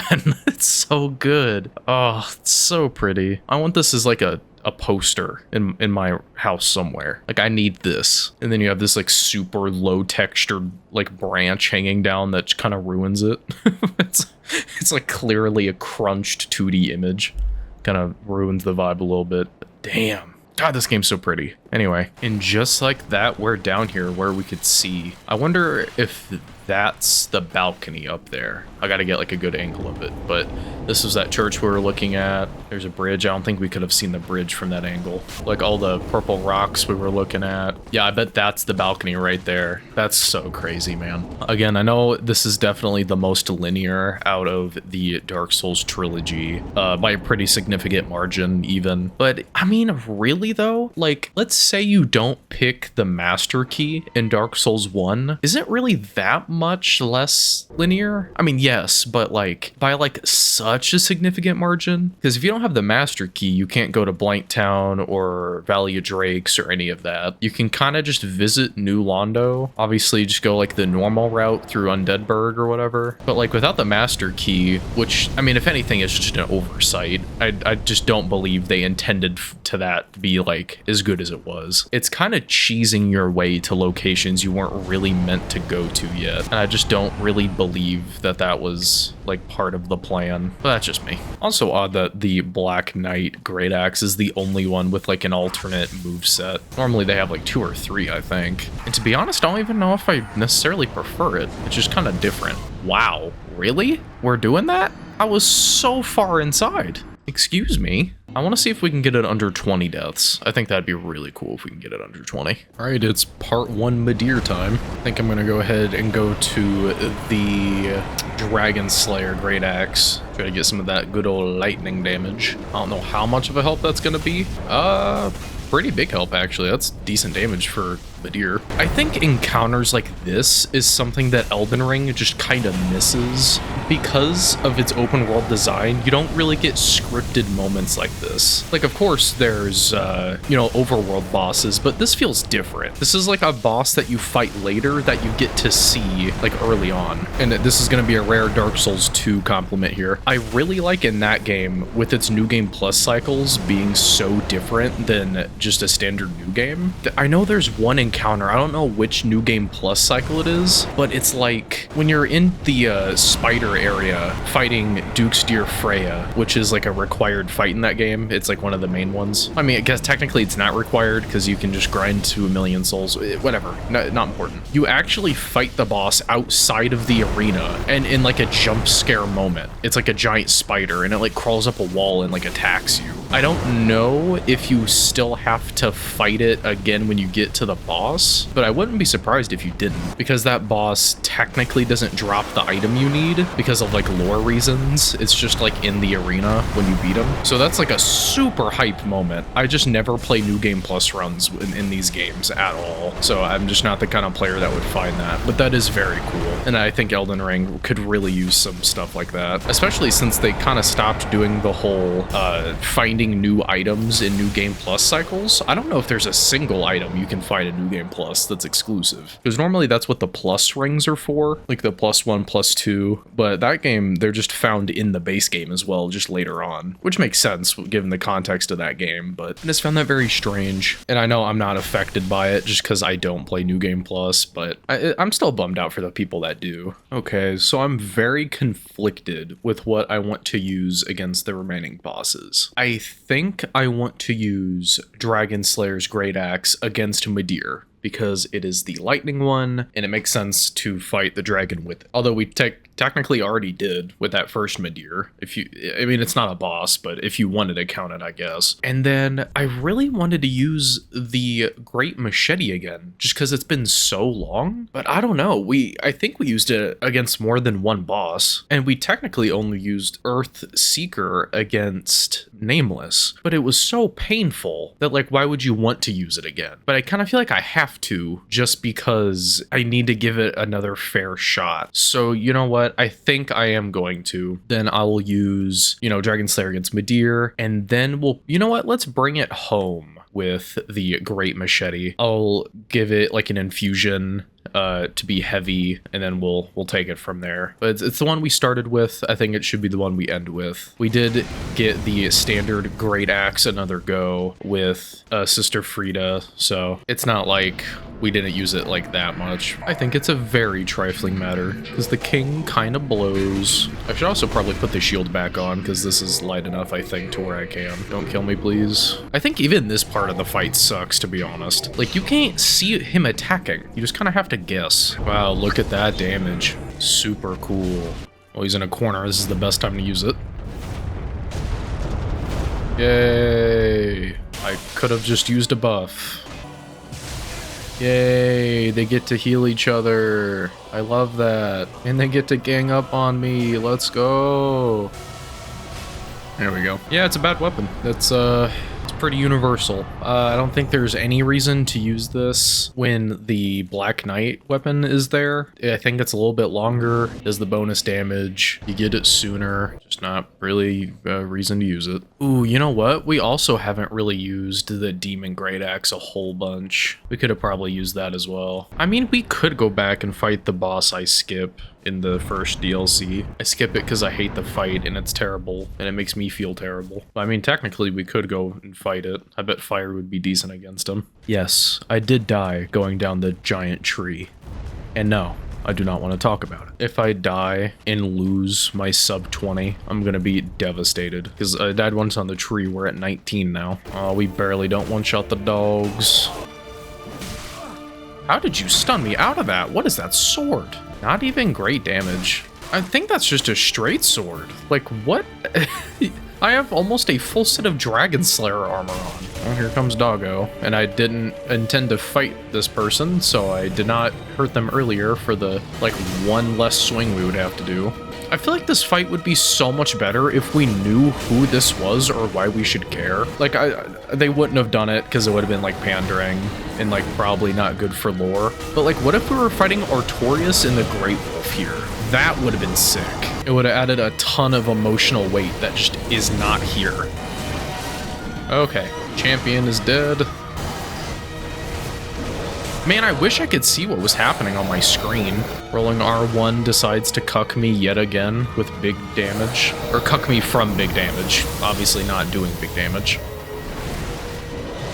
Like, where? Where is this even happening? Thank fuck. Yeah, this weapon's kind of meh. I don't think it's as bad as Earthseeker, but it's definitely not something I would say is, like, good. Alright, it's dragon slaying time. Hopefully we can first try these next two bosses, or my feelings are gonna get hurt. And I miss.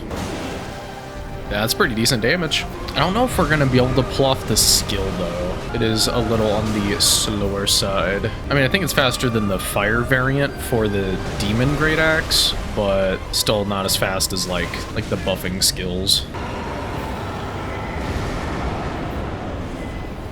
Midir is awesome. I think that Baal wins overall in terms of like the fight in the game just because of how stylish he is and how cinematic it is and with Egon and all that. But I think from a pure mechanical gameplay aspect, I do actually think Midir is better. I think he's like the better fight, but I think that Bale is the greater experience overall. And I was really hoping I can get a stagger or something. I'm gonna attempt to use my a skill here. No, I think really the only time you could is if you stagger him, and then instead of doing a critical hit, you use your skill.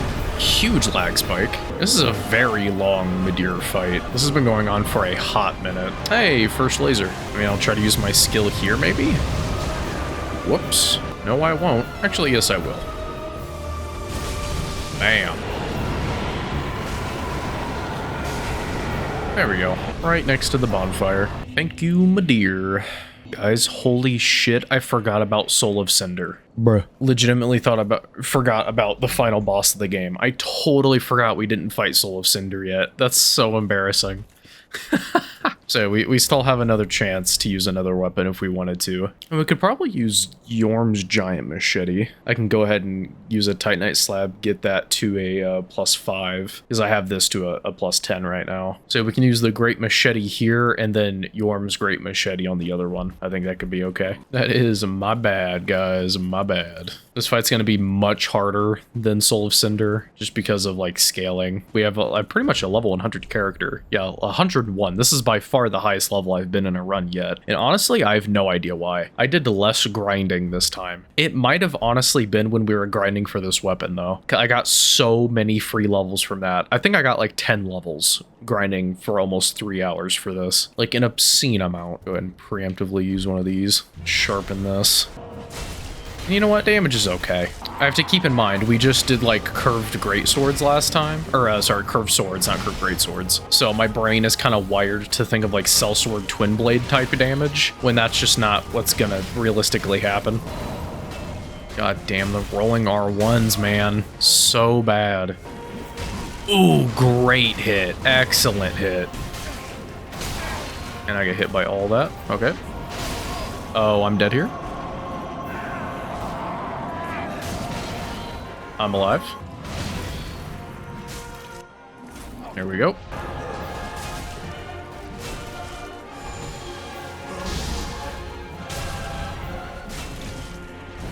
This guy's letting me get 2 attacks off kind of consistently, which I was not expecting.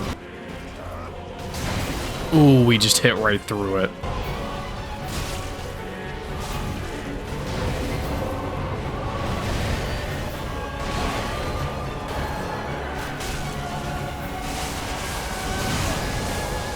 I'm surprised this armor has enough poise to tank through a lot of Gael's attacks.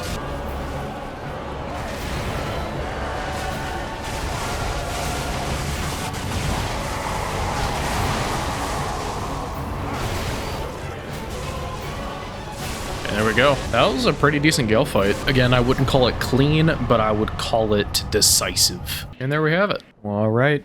Here we are, the final fight, the fight for the end of the world.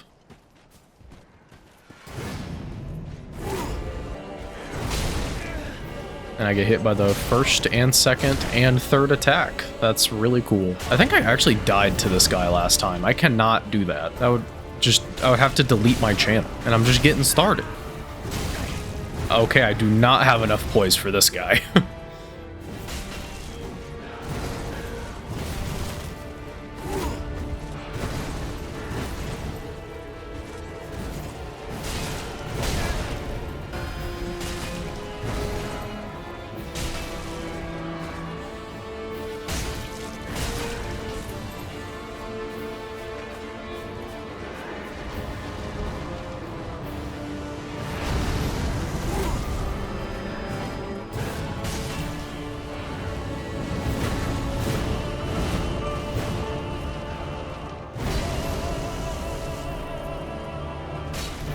Huge damage.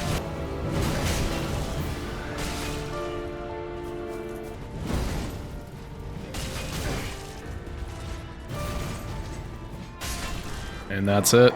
Defeated. Now, I know it looks like this weapon completely cleared the last one. That's just because you're supposed to fight this guy like 8 bosses before I did. So there is that. All right. I believe it is now that time. The most divisive time for the weapon ranking. So I will tally up the results, and I will come back to you with my verdict. And welcome back, ladies and gentlemen. I have finished the list. This is probably the fastest I have actually done that in one of these yet. I think this probably was the easiest list I've put up. I'm still kind of surprised about the outcome, but I mean, with this weapon type specifically, it really is just a numbers game. Because the movesets are exactly the same on all but one of these weapons, and most of them are non-infusable, it really is just what does the most damage with a lot of these. With the Greataxe and the Great Machete being the 2 outliers. There is some more nuance to those two. But other than that, this is by far the easiest I've had making a list. Maybe I guess kind of close second being the thrusting swords in the Dark Souls 1 run. Those were all pretty similar, and there was only like 4 of them, so there's that. But in last place, surprising no one if you actually watched the video and didn't skip to this part, it is going to be the Earthseeker. I thought this thing was going to be, I mean, at least like top 4. It's a DLC weapon, and because power creep, they're usually just kind of a shoe-in for good weapons. This is not it. I don't know what they were thinking with this. It has the worst skill by a landslide of any of these weapons. Borderline unusable. I mean, this looks flashy, and I get it. The only use case I can see is maybe PvP, because it tends to send smaller NPCs into the air, or like dogs or something. But it's such a niche use case. Why would you do that? It's not like it hits that big of an area. I think it'd be different if it was a full 360 around you. I think then I'd be singing a different tune, but it's not. This also has, by a not insignificant margin, the worst damage out of any Greataxe. It's pitiful in the damage department. It's terrible. Aside from that, its scaling is actually pretty decent, being a B in strength and C in faith. I just don't think this needed to be a faith weapon even a little bit. I think it would have made much more sense as a faith dex, or a strength dex. I guess maybe that once you do it's like incentivizing you to use like buffing spells for it, because you're already putting into faith. But do you know what else is also faith scaling? Dragonslayer's Greataxe, which also does lightning damage. And I'm gonna give you a sneak peek to the list here. There is no reason to use this over the Dragonslayer's Greataxe in any way. There is not a single scenario where this thing will pull forward against that. This has to just be like a lore weapon. Yeah, Millwood is the land of primitive earth worship where chieftain knights served as high priests. I guarantee you that is the reason this weapon exists, is just to tell you that. Like, okay, cool, they worshipped earth there. Awesome. Immediately sell this weapon. Like, what the fuck? Terrible. Do not use. I should also note, when I say do not use, I mean you can use it. You can beat this game with a cheese grater if you want. You can beat this game by R1ing with no weapon in your hands if you really wanted to. It's just some weapons are going to be better than others, and that right there, my friend, is a D tier weapon. That is a who cares kind of weapon. Just don't use it. You will find much better elsewhere. But technically any weapon in this game could be considered a good weapon. They all deal damage, so there is that. And then for number 6, we have a kind of surprising one. The next 3 are very surprising for me. Is going to be Demon's Greataxe. This one kind of surprised me with how bad it was. Again, not bad, just very subpar for the rest of this weapon class. Usually strength weapons and fire damage go pretty well together, but this game tends to favor lightning a little bit more than fire, because, you know, it's not Bloodborne. A lot of knight type enemies are weak to lightning, and a lot of beast type enemies are weak to fire. And it just so happens that this is a game where you're fighting mostly like knight adjacent things. Not as much as like Dark Souls 2, but definitely along those lines. This thing has a very weird, but honestly kind of decent scaling with a BEDD. I mean, obviously the dex is nothing. And it also doesn't even have a requirement for Dex, so just don't level Dex at all. And then the DD for the int in Faith is obviously bad, but I mean, that's just a standard boss weapon in a Dark Souls 3 game. But the B in Strength is pretty solid. So in terms of damage, it's not gonna be terrible, but this thing is definitely just the younger brother of Dragonslayer Greataxe. There's not really a great reason to use this over that. Imagine there's a big fiery explosion happening here. I'm just out of FP. But it seems to take just a little bit longer than Dragonslayer, unless I'm making that up. It just feels a little bit longer, and it's just not going to be as useful on as much things. And I think what really hurts it is the kind of spread that it has with stats you need to level. 12-12 is not a lot for a weapon. It really isn't. But having to spread your stats thin like this is kind of the opposite of what strength weapons, especially something like a Greataxe, is known for. So you don't really win in that department. And then otherwise, it's just not as good as the other weapons in this category. Like, you just have better options, which isn't really the fault of this weapon. It's just other weapons exist, so you kind of have to rank this one low by the nature of how this game works. But not bad. The fiery explosion is cool. I mean, here, let me rest so I can show you. You see this? I mean, that's just cool, like it is. And I think it would be really good if it was a game like Elden Ring, where they had a ton of stuff to buff fire damage, like Flame Grant Me Strength, Fire Scorpion, which I guess is in this game, with the sort of clutch rings, but also just like the Bale Talisman that increases like the magma damage. I bet you can count that as, this could pass as magma. I can see that. Yeah, just wrong game, I guess. You just have better options. And to my absolute shock, I thought when I started this run, I thought this had a strong chance of being number one. Boy, was I wrong. Not even because it's bad, it's just there are other weapons that I think do what it's trying to do better. And that is going to be the Great Machete. I cannot believe it was in bottom 3. That's insane to me. Granted, there's only 7 weapons in this class, so it's not as bad as it sounds, but I was shocked by looking at the numbers how outclassed this thing is. I knew from the get-go that its biggest strength was going to be its reach, and I thought for sure this was going to be better than the Yhorm equivalent of Yhorm's Great Machete, because that's just how these games go. The boss weapons don't usually hold up to snuff versus their non-boss counterparts. You know, think of Gael's weapon. You know, Gael's greatsword. It's just a slightly worse executioner's sword, which is the weapon it's based on. It comes with a cool skill, but isn't as useful in its versatility and whatnot. This one is kind of the opposite. This is gonna bleed into the portion where we go over Yhorm's Great Machete, but just hear me out here. It has worse everything except weight. It does less base damage, less scaling, and therefore scaling damage. It even has less guard potential if you use it as like a shield. It has way less durability for some reason. The only real benefit to this is that it's 14 pounds, which I believe is the lightest that these weapons go. Yeah, the closest thing is Demon's Greataxe, which we just went over, which is 14.5. So this is the lightest, and it has one of the best scaling that these weapons will get, being a low A, I believe. Well, I know it's an A, it's just, I think, a low A, since, you know, Yhorm's is also an A, and it's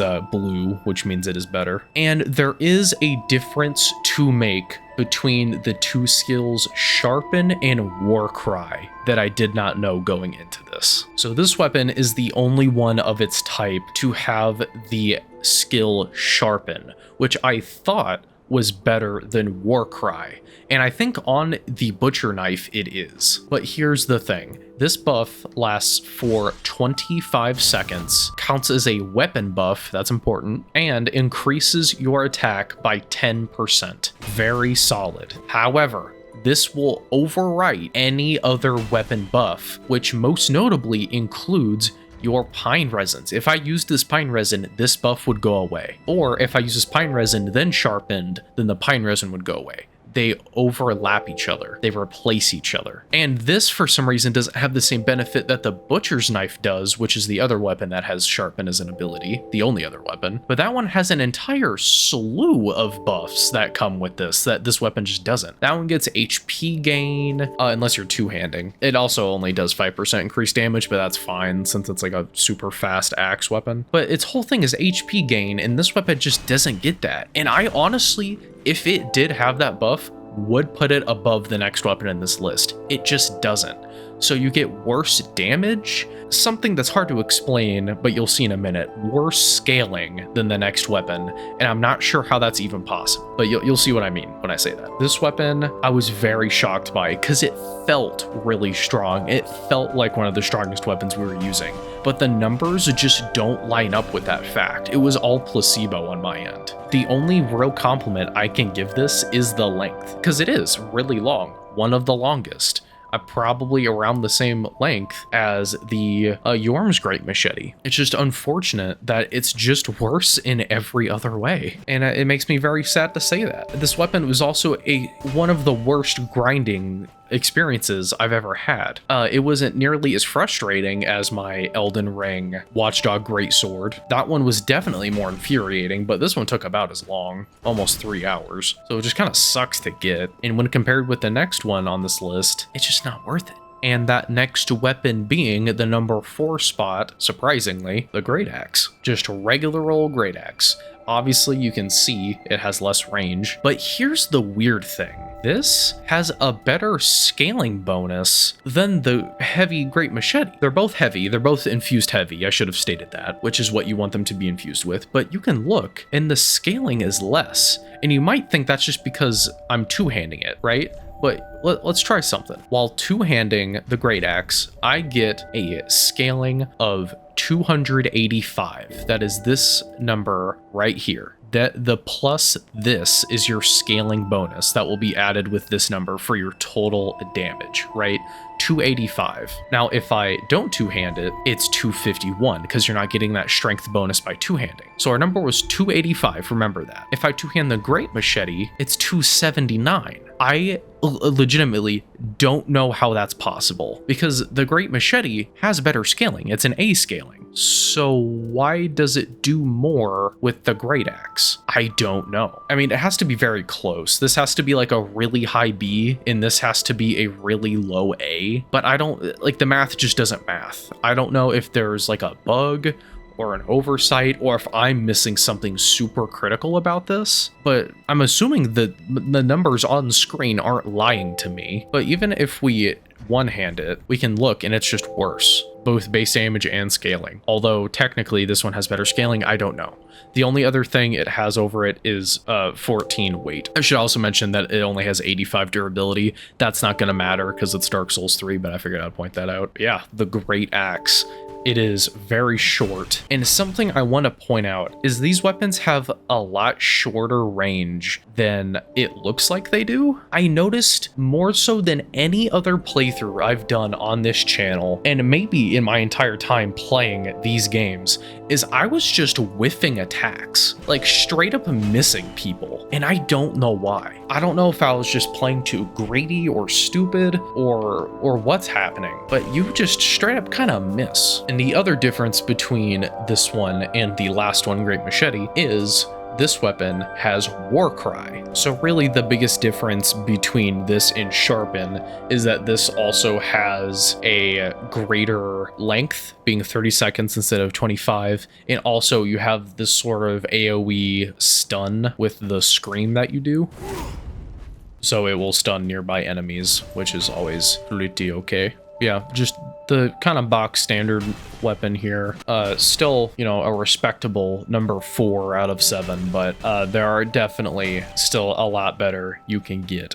All right, we are now in the top 3. These are the cream of the crop. These are the ones you're going to want to be using if you're in this sort of weapon type. And at number 3, we are going to have the Black Knight Great Axe. I think this one looks amazing. Super well detailed. I love the blood on the blade. I love the little gold stuff there on the blade itself. The little pokey bit at the end. Very stylish, very cool. But other than just aesthetics, this thing hits like an absolute truck, being a Black Knight weapon. This is also the only one to have a unique moveset, shockingly. You have this sort of diagonal slash, but what I think is its biggest pro in this category is its one-handed moveset, being very special in the fact where you actually get to do horizontal slashes. This is something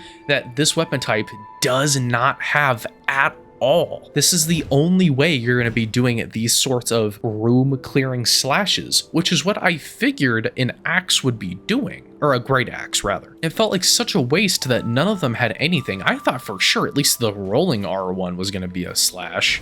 But no, it's going to be that stupid go into the ground one that does absolutely nothing. The only way you can not do that is if you're one-handing. Then it turns into another overhead. But that just gives this one the most versatility out of any of these weapons. Unless you're counting the Great Axe and Great Machete being infusible, because I guess that would make it the most versatile, but I don't know. This one's different moveset isn't my favorite, but I'm glad that it's there. Its heavy attack feels very powerful. It's got the standard war cry, comes with its own special R2 when you use war cry. I kind of preferred the other one, to be honest. It's just gonna do what you want it to do. It's a Black Knight weapon, so it's going to kill demons very fast. Something that I will point out, it is a bit on the bulkier side. These weapons are very heavy, some of the heaviest in the game, so you need to keep that in mind. I believe this is at 19 pounds. Yes, no, 19.5. One of the heaviest weapons famously in this game is the Dragon Tooth weapon that is used by that big dude in armor, and it is rocking a 21-pound weight. So these weapons are almost there in terms of heavy weapons. I bet Smo's weapon is probably even heavier, but I don't have that one on me. But, you know, these are going to be some of the heaviest weapons that you use, is my point. And really, the only one heavier than this is Dragonslayer's at an even 20. Unless you put a lot into your equip load stats. I have 2 rings that are helping me with it, being Havel, that's his name, Havel for the Dragon Tooth. Havel's ring and the Ring of Favor both help with my equip load, and my equip load stat is at 20. And even then, I still fat roll with this armor. So just beware of that. Otherwise, great weapon. I mean, come on. It's a Black Knight weapon. I don't think there's been a single bad Black Knight weapon in any of these games. Well, I actually can't speak on Dark Souls 2. I haven't used a Black Knight weapon in that game. But at least for Dark Souls 1 and 3, I don't think you can go wrong with any of these. They're gonna hit real hard. The scaling is very meh, but that's not as much of an issue on Dark Souls 3 as it is with Black Knight weapons. Their thing is big base damage and then kind of lackluster scaling. But that does hold this weapon back more than it would with Dark Souls 1, because in Dark Souls 1, everything kind of has pretty mediocre to bad scaling, especially weapons that we would consider to be quality weapons, or I guess refined weapons in this game's case, with the proper terminology, because you can infuse weapons like the Great Machete to just be an A scaling.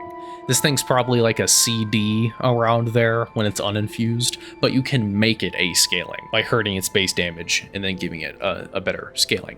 You can't do this with that. You can't do that with this weapon because it is a special weapon, being a Twinkling Titanite weapon, so you can't change the scaling. Again, wouldn't really be an issue if this was Dark Souls 1, but I will point that out here. It's not the end of the world. It still does 350 base damage. Despite that, still only the second strongest base damage weapon in this category, which is insane, by the way, that something can out DPS a Black Knight weapon in terms of its base scaling. But we'll save that for a future spot on the list. Yeah, that's Black Knight. Very good. Can't ever do wrong with these weapons. They're goated. And for our number 2 spot, the weapon I was not expecting to make it this far, not by a long shot, Yhorm's Great Machete. This thing straight up replaces the Great Machete in every single way.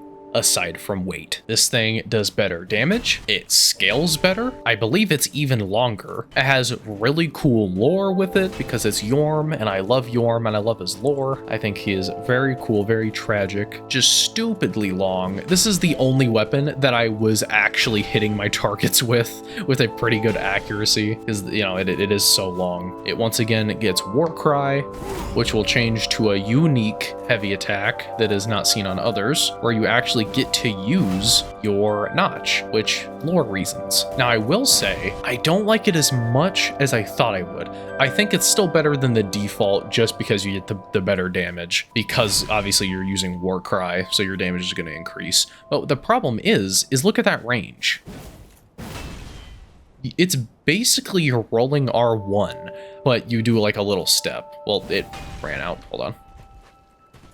You do that little step, and then that slash up right here can actually stun an enemy for that second attack, which I think puts it above some of the other changed R2s that I wasn't a huge fan of. Yeah, hugely powerful. You don't have to worry about it blocking your infusibility because it is a weapon that isn't infusible to begin with. So you don't have to worry about that trade-off of, oh, well, this would be better, but it's going to take away my, you know, lightning pine resin because you can't put it on anyway. So that's just something you don't have to worry about. Yeah, this weapon has the best strength scaling in the game, just straight up. It's just going to hit the hardest out of all these weapons. It's just standard R1 spam is unmatched with its range, scaling, and base damage. Well, not base damage, but it's close. I mean, its base damage is just straight up better than, you know, the Great Machete, because that's usually the thing with boss weapons. Their base damage is really good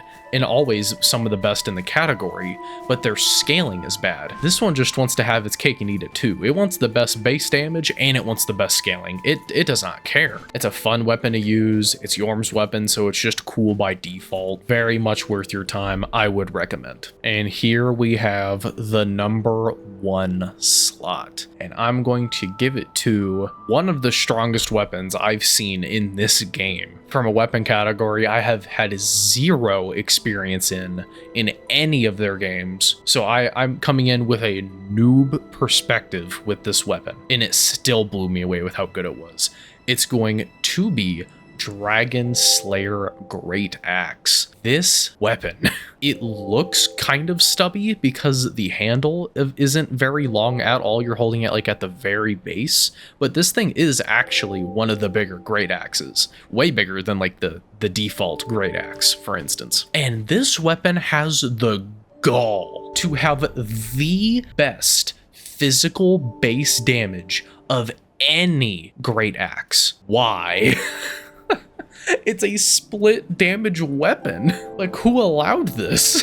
Like, what? That is never the case. They always take part of your physical damage to throw it at the secondary one, in this case being lightning, but it just does not care. And this is why I think it's just exclusively better than the Demon's Greataxe. I know there's a lot of blue there to show it does more damage, but it's not. It just has better scaling, and that it makes it look like it's better, but the damage difference between those two is massive. This thing actually has one of the worst scalings out of any of these weapons, being a CED, which is very subpar, actually. Yeah, pretty across the board, the worst scaling weapon. The only thing that it does better is it has better faith scaling than the Demon's Greataxe. Every other metric, it is outclassed. Like, for instance, this is a +5, right? The unupgraded reinforced club is a better C scaling and strength. Like, that's kind of embarrassing. But the funniest part about it is that it doesn't even matter. It just literally doesn't matter. This thing is still gonna hit harder. It's still gonna do more damage. That base damage is crazy. And then the chef's kiss on all of this. It just kills everything. Lightning damage is so good in this game, way better than I remembered it being. This thing deletes every single late game enemy. Pretty much as soon as you get it from Dragonslayer, every boss after that is weak to this weapon, with the exception being phase 2 Nameless King. It beats literally every boss from there on out. It's good against Sister Friede, it's good against the Spear of the Church, it's good against Midir, it's good against Gael, it's good against everything remaining in the game, base game and DLC, aside from basically the Demon Prince is the only thing that's going to give you trouble with its split damage, but it's resistant to all elemental damage, so it's not even like it's lightning specific, it's just everything gets shafted in that fight. This thing fucks. It fucks really, really hard. I don't know why its damage is as high as it is. I really don't. This could have done almost like 2/3 of the base damage that it does, and it would still be pretty decent. The fact that it's 364 base damage is gross. Absolutely disgusting. I mean, pure strength weapons in this class don't go that high. The heavy GREATAXE is one of the highest physical damage, base damage weapons, and it's at 347. Like, it's still a little bit behind, you know, granted by, you know, like 20 points, but 20 points isn't nothing. That's a good amount. And sure, the scaling's better on the heavy GREATAXE, but it doesn't have that lightning damage as a bonus. And again, the Ash fucks. I mean, there's no lightning now because I'm at FP, but this just, it kills everything. And its heavy attacks stun enemies when they hit the ground. So smaller mobs get stunned, allowing you for the follow-up. The worst part about this weapon is the universal worst part of all of these weapons, which is its rolling R1 being completely useless. It has never been useful a single time to anybody on the planet. They're terrible. But again, that's not something I can knock this weapon for, because every single one of them have that as an issue. Unless you're one-handing, of course, then, you know, then you get the overhead, but you're gonna be two-handing it because it's a GREATAXE. Like, what are you doing? But I suppose if you're doing a true Dragonslayer build, you could put on the Dragonslayer Great Shield if you're doing New Game Plus to have both, because then you could just be using the one-handed moveset anyway. Just absolutely incredible weapon. This is by far the best choice in most situations. The only thing that I would say to swap out is maybe if you're against specifically a really lightning resistant boss, in which case just go ahead and swap on over to Yhorm's Great Machete, because this thing is good against everything, since it doesn't have to rely on a elemental damage type. But these two weapons right here, man, with these two combined, you're gonna have a good time. And I can definitely see a world where someone would prefer Yhorm's Great Machete. It is bigger. Man, I am way overweight. Holy shit, I can't even run. It's longer, it's got better scaling, you know, it's just the pure damage. But do you know what? This damage is so good and so insane that it makes me feel a little bit power hungry. So I think we're gonna take all the power from this here bonfire and take it for ourselves. We won't relight the fire, we won't put out the fire, it's our fire. So let's go ahead and take it from our maiden.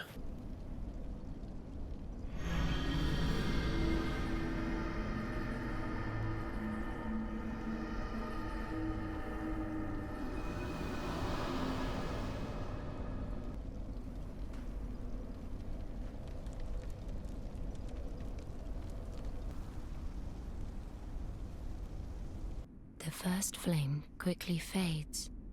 Darkness will shortly settle. But one day, tiny flames will dance across the darkness, like embers linked by Lord's Pass.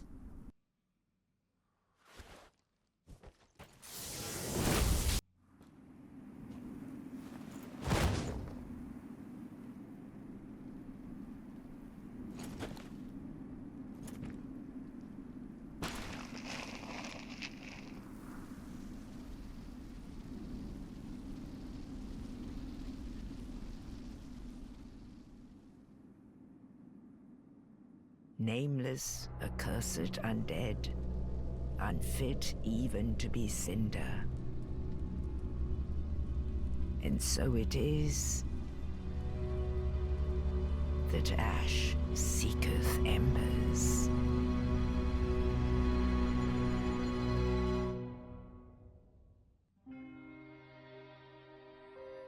And there we are. Beautiful game. Beautiful game. You know what?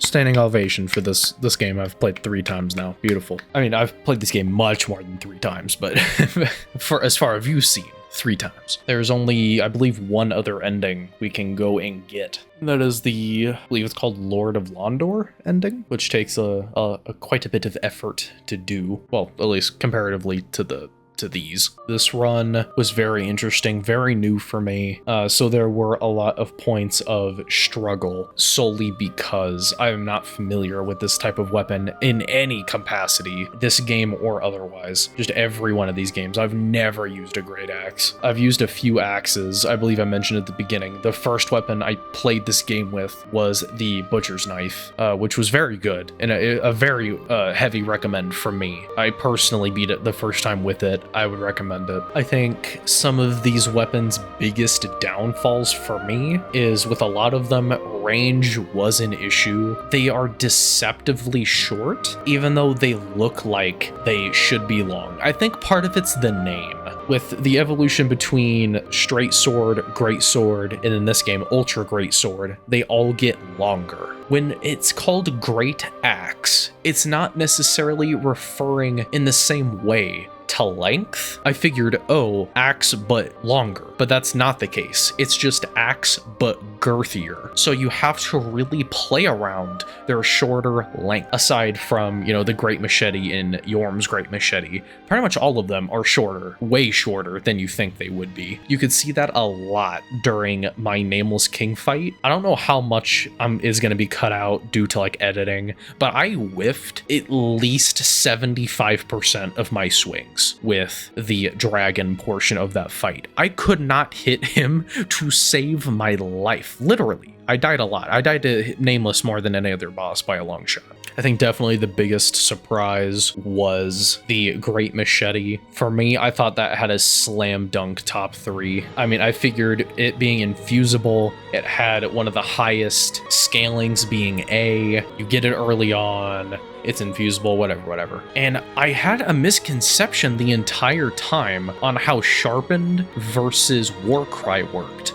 I thought that Warcry was a body buff and that Sharpen was a weapon buff, but they're actually both weapon buffs. So I thought that Sharpen, and by extension the Great Machete, stood out from the rest because it was a weapon buff, when all of them are weapon buffs. I'm just stupid. So really, you kind of just want Warcry in most scenarios, since it lasts longer and does slightly worse damage. I mean, they're pretty neck and neck to begin with, so who cares? So I mean, really, if you want a diet Dragonslayer Great Axe, just get the get the standard Great Axe and just give it like a lightning iron resin. That'd probably work. Black Knight Great Axe was great. A little less great than I thought it was going to be. Like, it was still top 3, don't get me wrong, but I figured it would be like leagues above in top 3. I think what surprised me the most was how bad the Earthseeker was. That shit was terrible. Not a single redeeming quality in that entire weapon. I can't wait for someone in the comments to like pull out a spreadsheet and tell me why the Earthseeker is actually the best weapon FromSoft has ever made in their entire catalog and why I'm stupid. I'm really looking forward to that. Please inform me if I'm mistaken. It was straight cheeks when I was using it, so that might be my bad. I don't know. What really is holding this weapon class back for me personally in terms of personal use, and why I probably won't use a ton of them in like future playthroughs, is the range, which I mentioned before. The range is a little smaller than I personally am comfortable with a weapon class. And secondly, it's that rolling R1 is so awful, and it is the most important attack in your entire arsenal. It is the most important, and I stand by that. Every hard enemy in these games require intense, fast dodging and quick punish windows. This weapon class cannot do that because of its rolling R1 being so short and doing so little damage. It is less than useless. It is actively harmful to use. It's horrible. Do not use it. It means you have to actually wait after dodging to attack, so it counts as a normal R1 and not a rolling R1, which just makes some fights kind of like sister Friede unintentionally way harder than they usually are, and she's already hard. I've also yapped so long the credits are finishing, which is impressive even by my standards. Yeah, if I could change anything about these weapons, it would easily give it a different a rolling R1. That shit's irredeemably bad. Give it a slash, like the one-handed Black Knight moveset. But enough yapping from me. I gotta get to editing this. This is gonna be way late again. I apologize. I was having a little hiccup in the flow of my channel, not really knowing what I want to make yet. That will be it for me. We are the Lord of everyone left on Earth, or not Earth, wherever this is. And yeah, thank you everybody for joining me. I had a great time. I really did. I was kind of out of it for the first recording session, which is my bad. I just shouldn't record if I'm having an off day, but it's just been so long since I've done one of these that I kind of felt like I needed to, which sucks. Thank you all for joining me. It's been great.